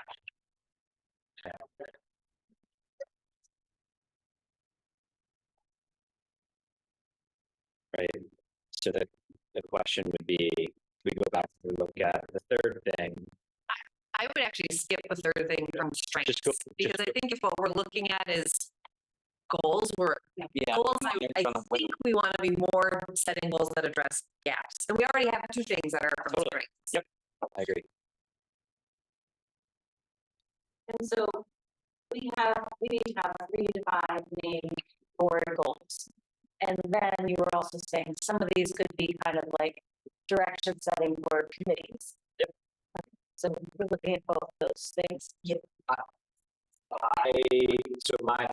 In my mental model, the board has goals. And to me, those goals are probably actioned by a committee. Maybe every single one, but maybe like 4 out of 5, and then the 5th one is what is just 7th one. Yeah, unless there's like a. Well, it depends. I think school boards typically would have like a growth goal for reading. Yes. And the growth goal for math. Right. That does not necessarily name a committee that does that, right? Or one about student and teacher absenteeism / belonging. Right. We're not doing anything with that, but maybe he's going to do something and then talks. Okay. Which would live in like the top 5, like you said, it would really be delegated to a committee. Yeah. Right. Yeah. So before I make it more complicated, then let's sit with these and see if is this enough. The other thing I want to name is every study, all the research, our coaching we had from Bonnie, Blaine. So close. She could be a Bonnie. And Blaine, says that like 80% of our school board meetings should be focused on student outcomes. So if we are tracking goals and we're getting data related to our goals and we are measuring growth related to our goals, will that get us to 80% of our time being focused on student outcomes? Our goals need to be that we're getting updates and monitoring reports and tracking progress, and there are things, initiatives, policies, things that we are doing. Will we get to that? I think we need to be realistic within the context in which the board finds themselves this year, probably next year, where there's going to be a lot of conversation publicly around the merger, because everything I've seen so far, emails, everything that's from the survey makes the merger sound easy and an opportunity, and it's probably the most complicated challenge the board will have to take on. So it's and that's not always going to be about student outcomes. Yeah. Well, and 4 of our meetings, 5 of our meetings are budgets. yeah, I was going to check to student outcomes and that we could, in that, I would imagine we would have some kind of what's the best for students is at the center of the questions we're trying to answer in that, but it's not necessarily, we look at our data right now, or maybe we would need to help answer that question. Yeah, I think of it as that 80%, Ella, is some of that 80% is looking at data to monitor progress, and some of that is when we build a budget, like what are the student outcomes we're going for, because our budget has a direct impact on student outcomes. And let's even 3 to 5 goals, and it's probably a reading one and a math one.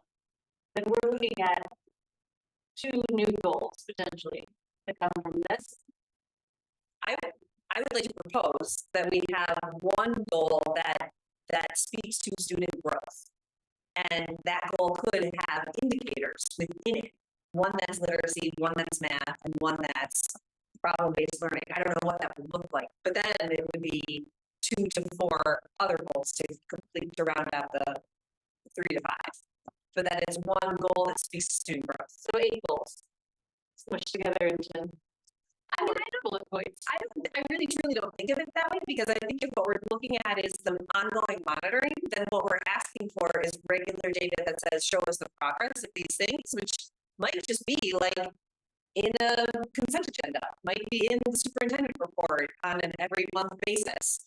There's something that speaks to those indicators that are, and I would say it's probably it probably is the CIP goals that were presented to us that at least in the elementary school have both reading and math.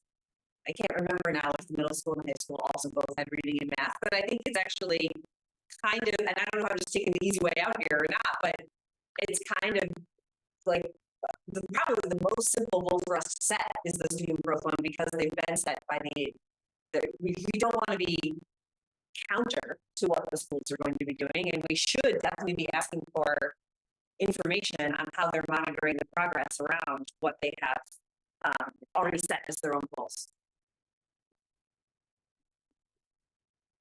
I'm having a little bit of this is often the issue for me. What can we do as a board or as committees is one thing. Student improvement, improved outcomes for students is, we don't do much. We approve a budget. That's what we ask of you. And monitor the progress. And so it's Throw a bomb into what you just said, Robert. Only if you do it with appreciation.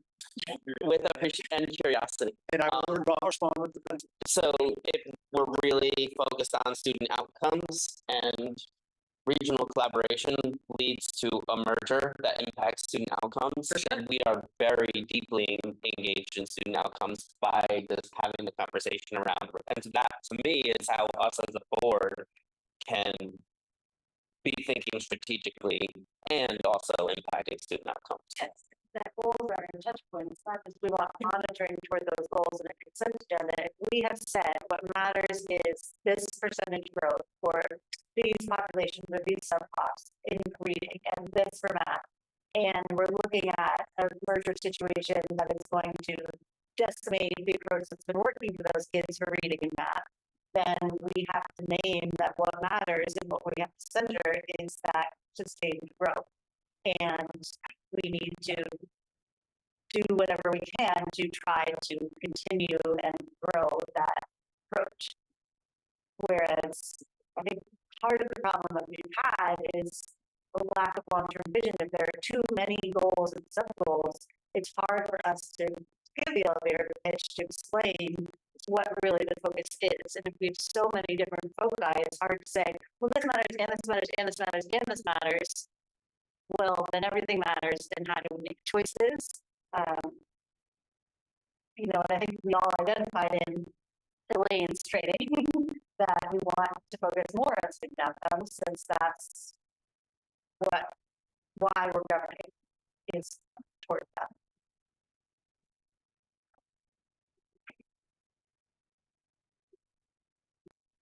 So I think part of meeting the district story and the long-term vision and the why can be by having very clear goals.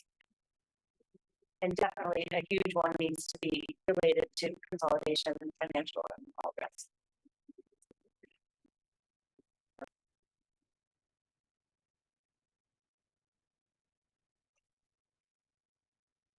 So I look at this, I think, yes.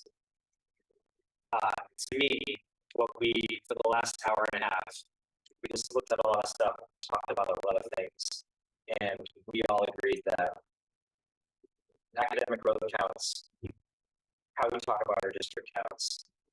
We got to figure out how to move the high school.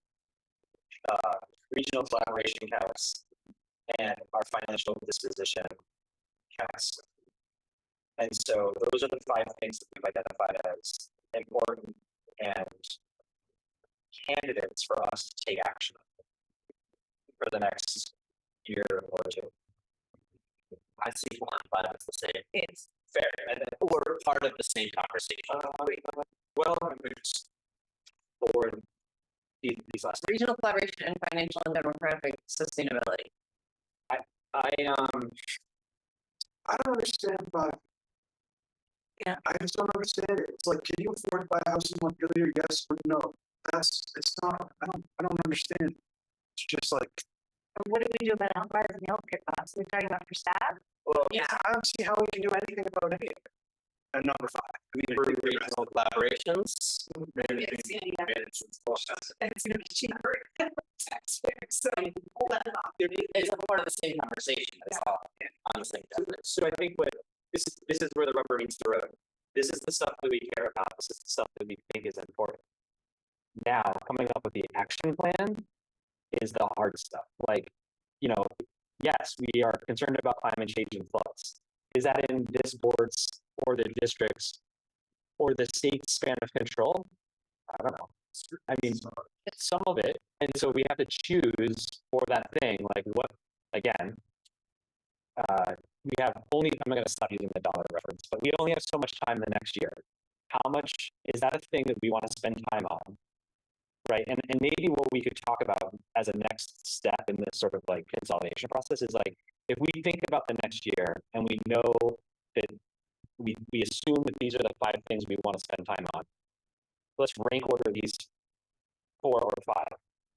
And the reason why I'm hesitating on combining 4 and 5 is that you have to think about our work in terms of near term and long term.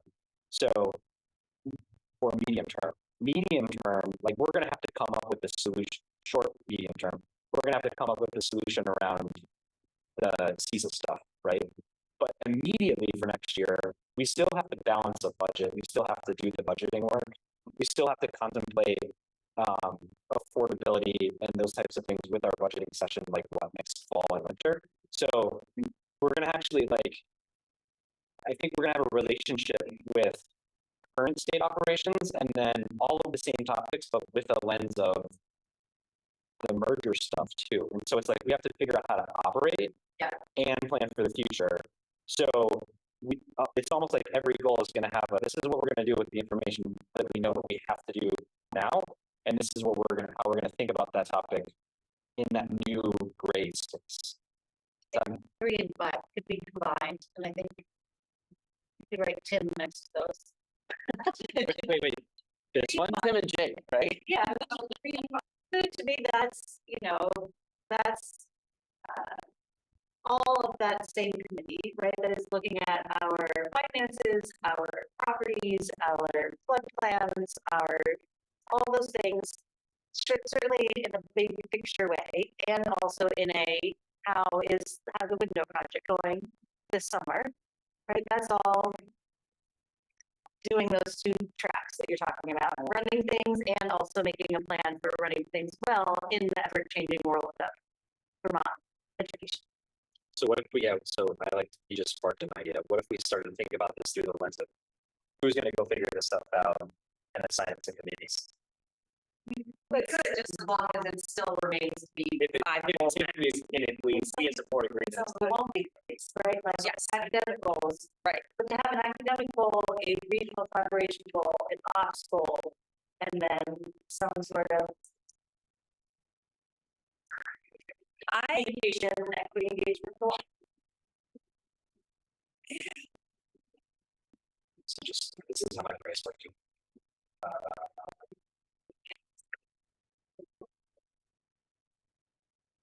All right, newbie ignorance, brain freeze.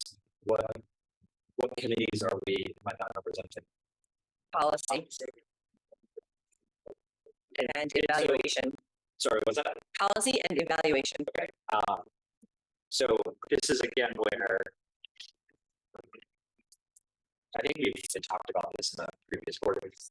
I think policy and evaluation are part of that strategic clarity, right? Because we want to be sure we have policies, they be policies where we need to have them. And that we take into account all equity concerns and that we explain them well. Okay, so there's maybe share. I mean, negotiations is also part. I think we can talk about. That's not, they don't let you meet as a committee outside of the 2 years.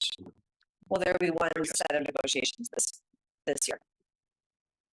But I don't think we necessarily have one of these doesn't necessarily fall into negotiations. It just is, yes, it's a committee that is active this year. I guess yeah. Okay, there it is. Proactive engagement in merger studies. Yeah.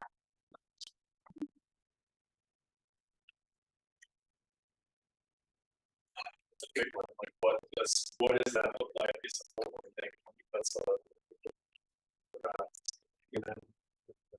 so like a goal is that we have to do it. So it's not more of the seaside, it's like the game. That's also something. Right.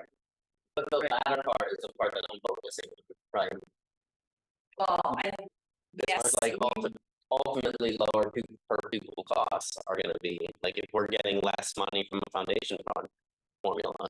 And the thing that's missing from just that part right there is that one sentence is student performance or outcomes or whatever. Like one thing that I think has come up in conversation is the opportunity of the merger to not only ensure that our student outcomes remain the same, strengthen, don't weaken, but also that can we share the MRPS I don't know, model or approach or whatever beyond our current borders, if as merging happens, is that going to be a possibility? Is that part? I think that needs to, we can't only be focused on cost when it comes to merger, because then we're going to miss the significant part. And that's been my frustration with the state level conversation for so long, was it was only focused on efficiencies. It was not talking at all about improving student outcomes, which is a big problem across the state. We have a different story to tell.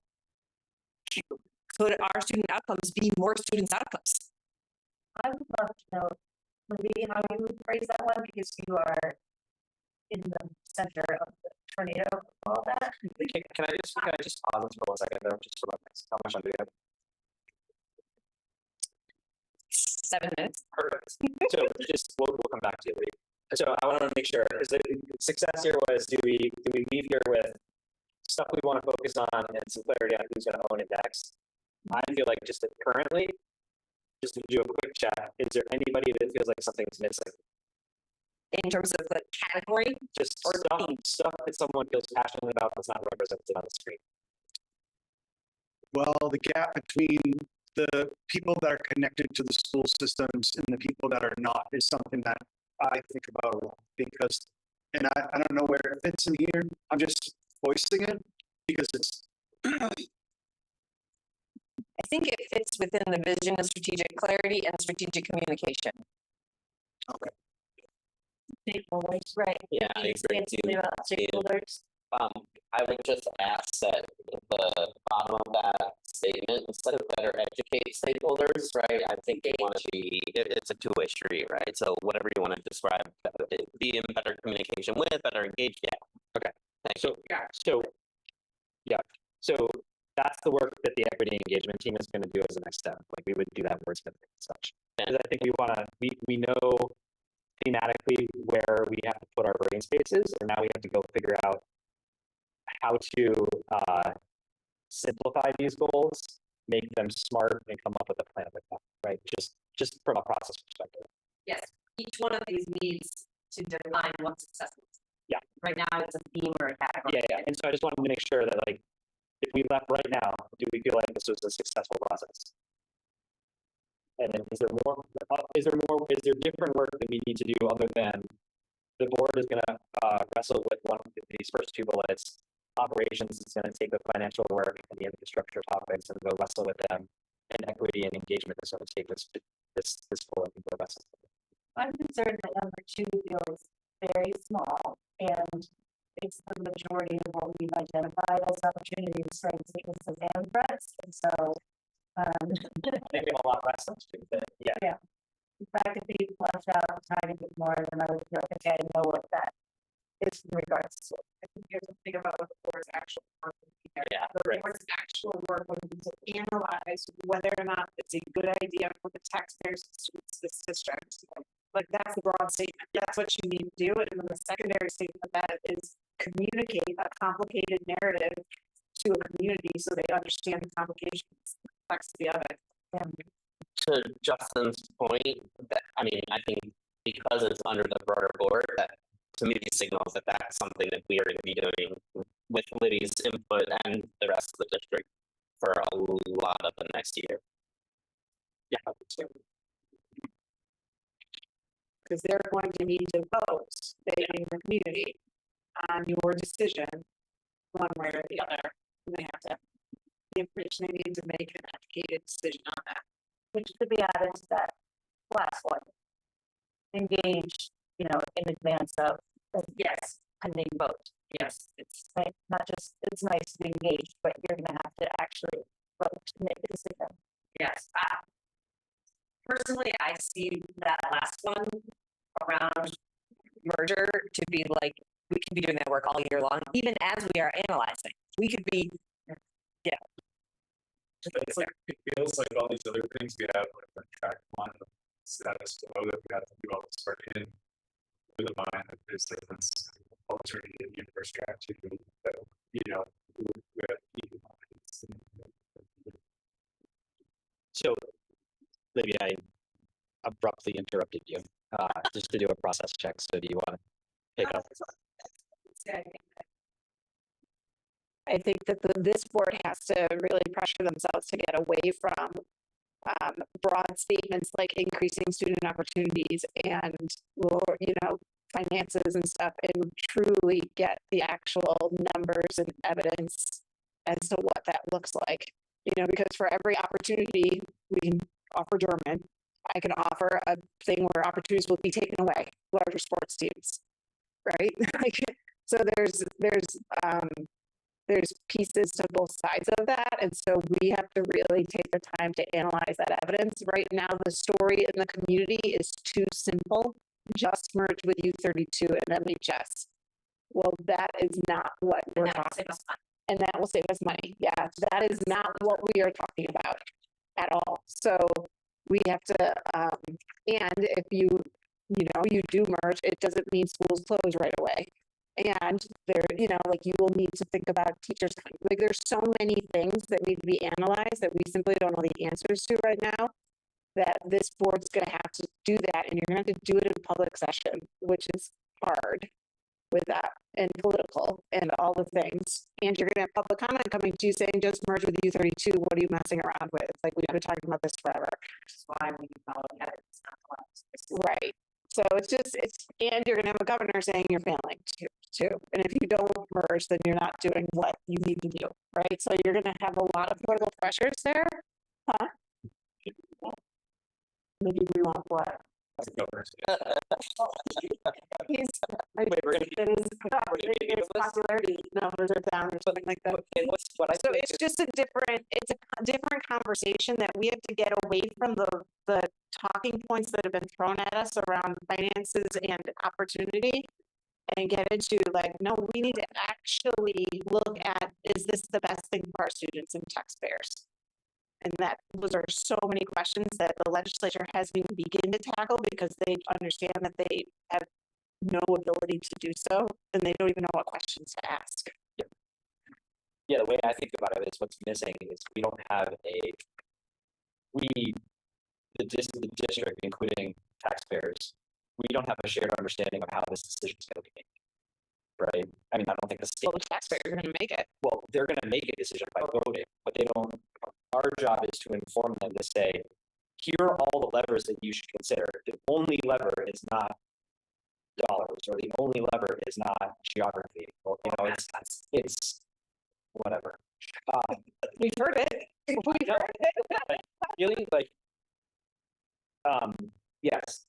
And so, like, I think, so mascots is the lever, and we have to be able to present, I think, as a district or as a board, here are the ways to think about all of those, just like the SWOT analysis, right? Like, all this thing did is it forced us to look at the same stuff a different way to come to an outcome.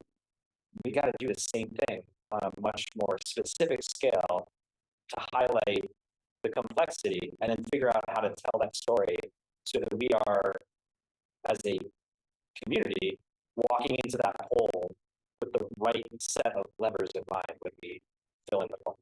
So what I hear you saying is that we have to approach this as Solons, as wise citizens, to make sure that everybody else will be Solons as well, wise citizens. What is all on it? It's not actually how. Yeah, right. Sure. So I think that to me, I think we're done for today. Meaning, I think we as a board need to do a lot more work on the first two as a board. Tim and team need to do a lot more work on those two bullets in the operations committee. And equity and engagement needs to wrestle with the vision and strategic clarity stuff. And I think, to me, it's important for us all to know, like, it's not like that stuff happens behind closed doors and then comes back. Like, there's going to need to be collaborative conversation between equity and engagement and the board to sort of wrestle with all that stuff, because we all have relationship and opinions about this stuff. It's not so well formed that we're all leaving this room with a clarity of, like, this is what we're all going to do about these things. And I think we're going to have to, like, I feel like we're going to have to present options and then in the fall agree to those options so that we can then go execute on what we think we need to do for these things. I think it's important also to say it's not just us as individuals, right? Like, our community has questions and goals, and it is our job to kind of take the pulse of where the common understanding is about this. What are the things that our community values, and make sure that we continue and improve or initiate work that promotes those values and those areas of interest. So it's not about each of us individually, but about the bigger picture students who are in high school 10 years from now, right? In addition to the ones that are currently here. There's a lot of information on a lot of these books. that me and I can also photocopy pages and scan them out that have a lot of language around like what good goals are for school boards and what they measure, right? And so like, you know, there's a lot in here about if there are not measures for a goal, it sort of falls to the superintendent to come up with how would we measure that, right? But we could be very, very specific around the same thing around like this percentage growth from on this test for students like this. We could also say we want to increase our stakeholder engagement by 40%, right? We have some of those numbers. We could say that we want people to make informed voting decisions by the state, and how would we measure success there, right? So thinking back about SMART goals and about how we measure those things so that we can really clearly explain what we're doing and why those are the things that matter. Because I agree with Libby that there's a lot of like very broad language.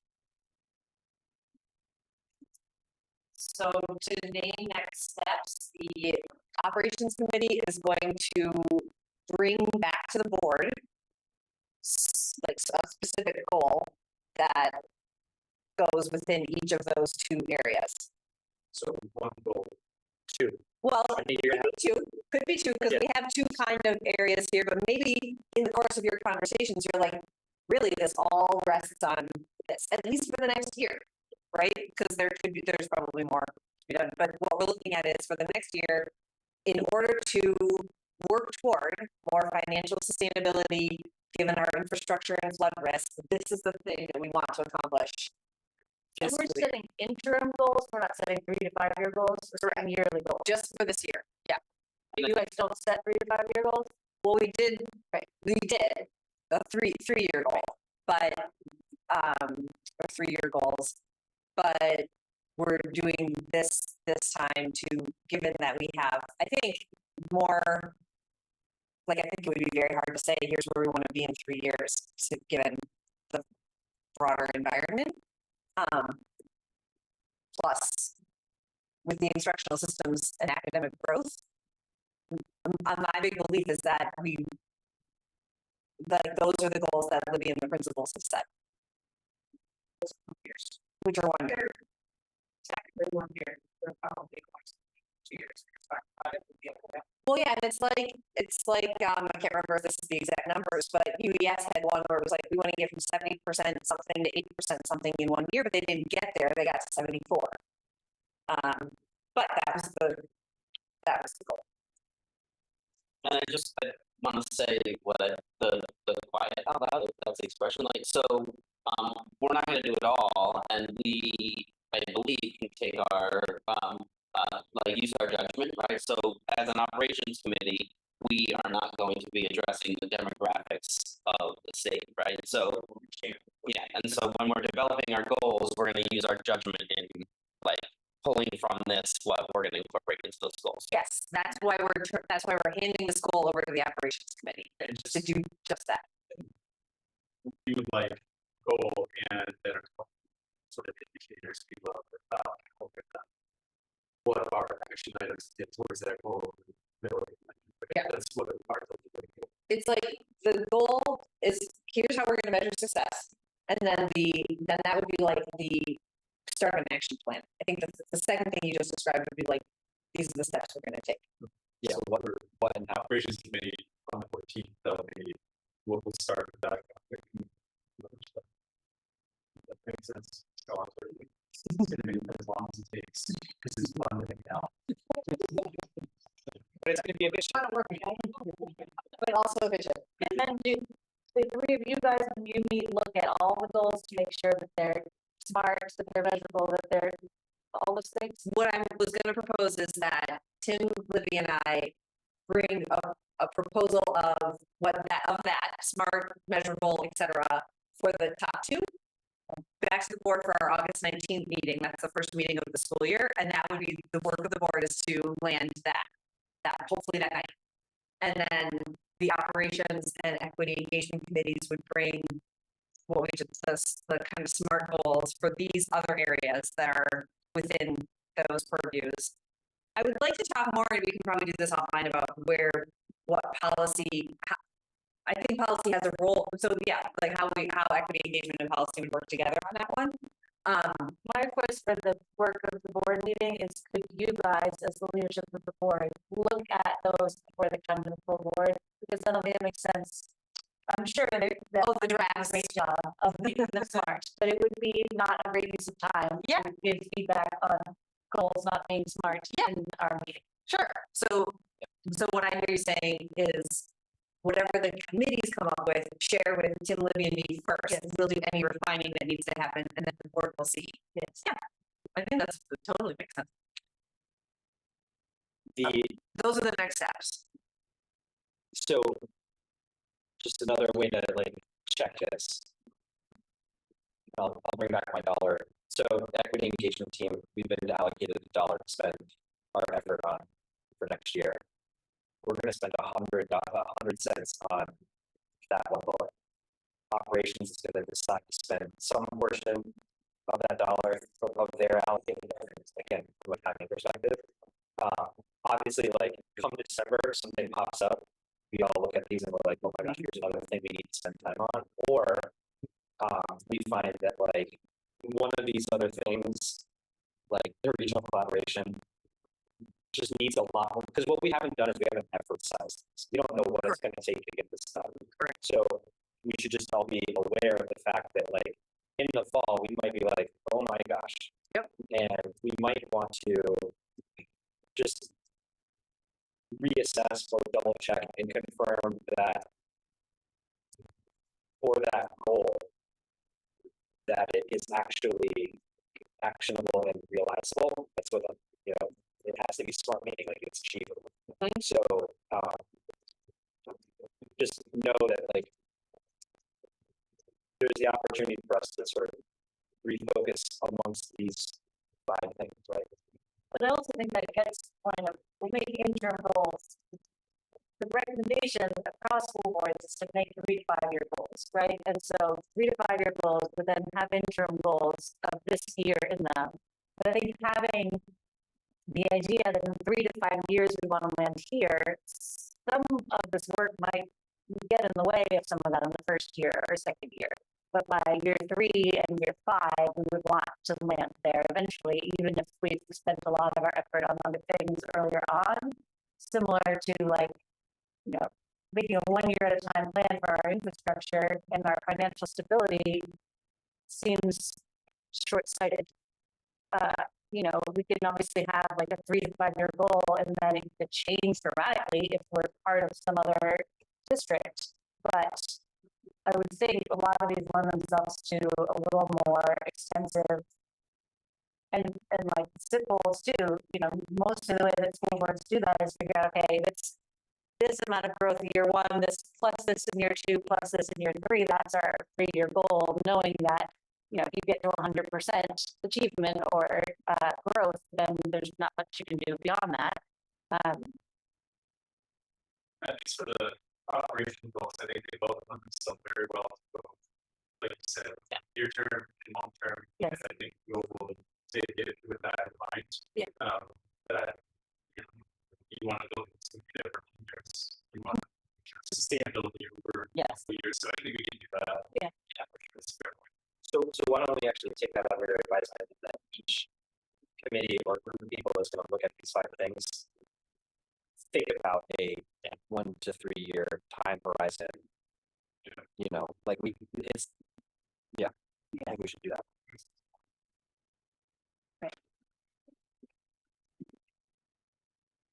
All right.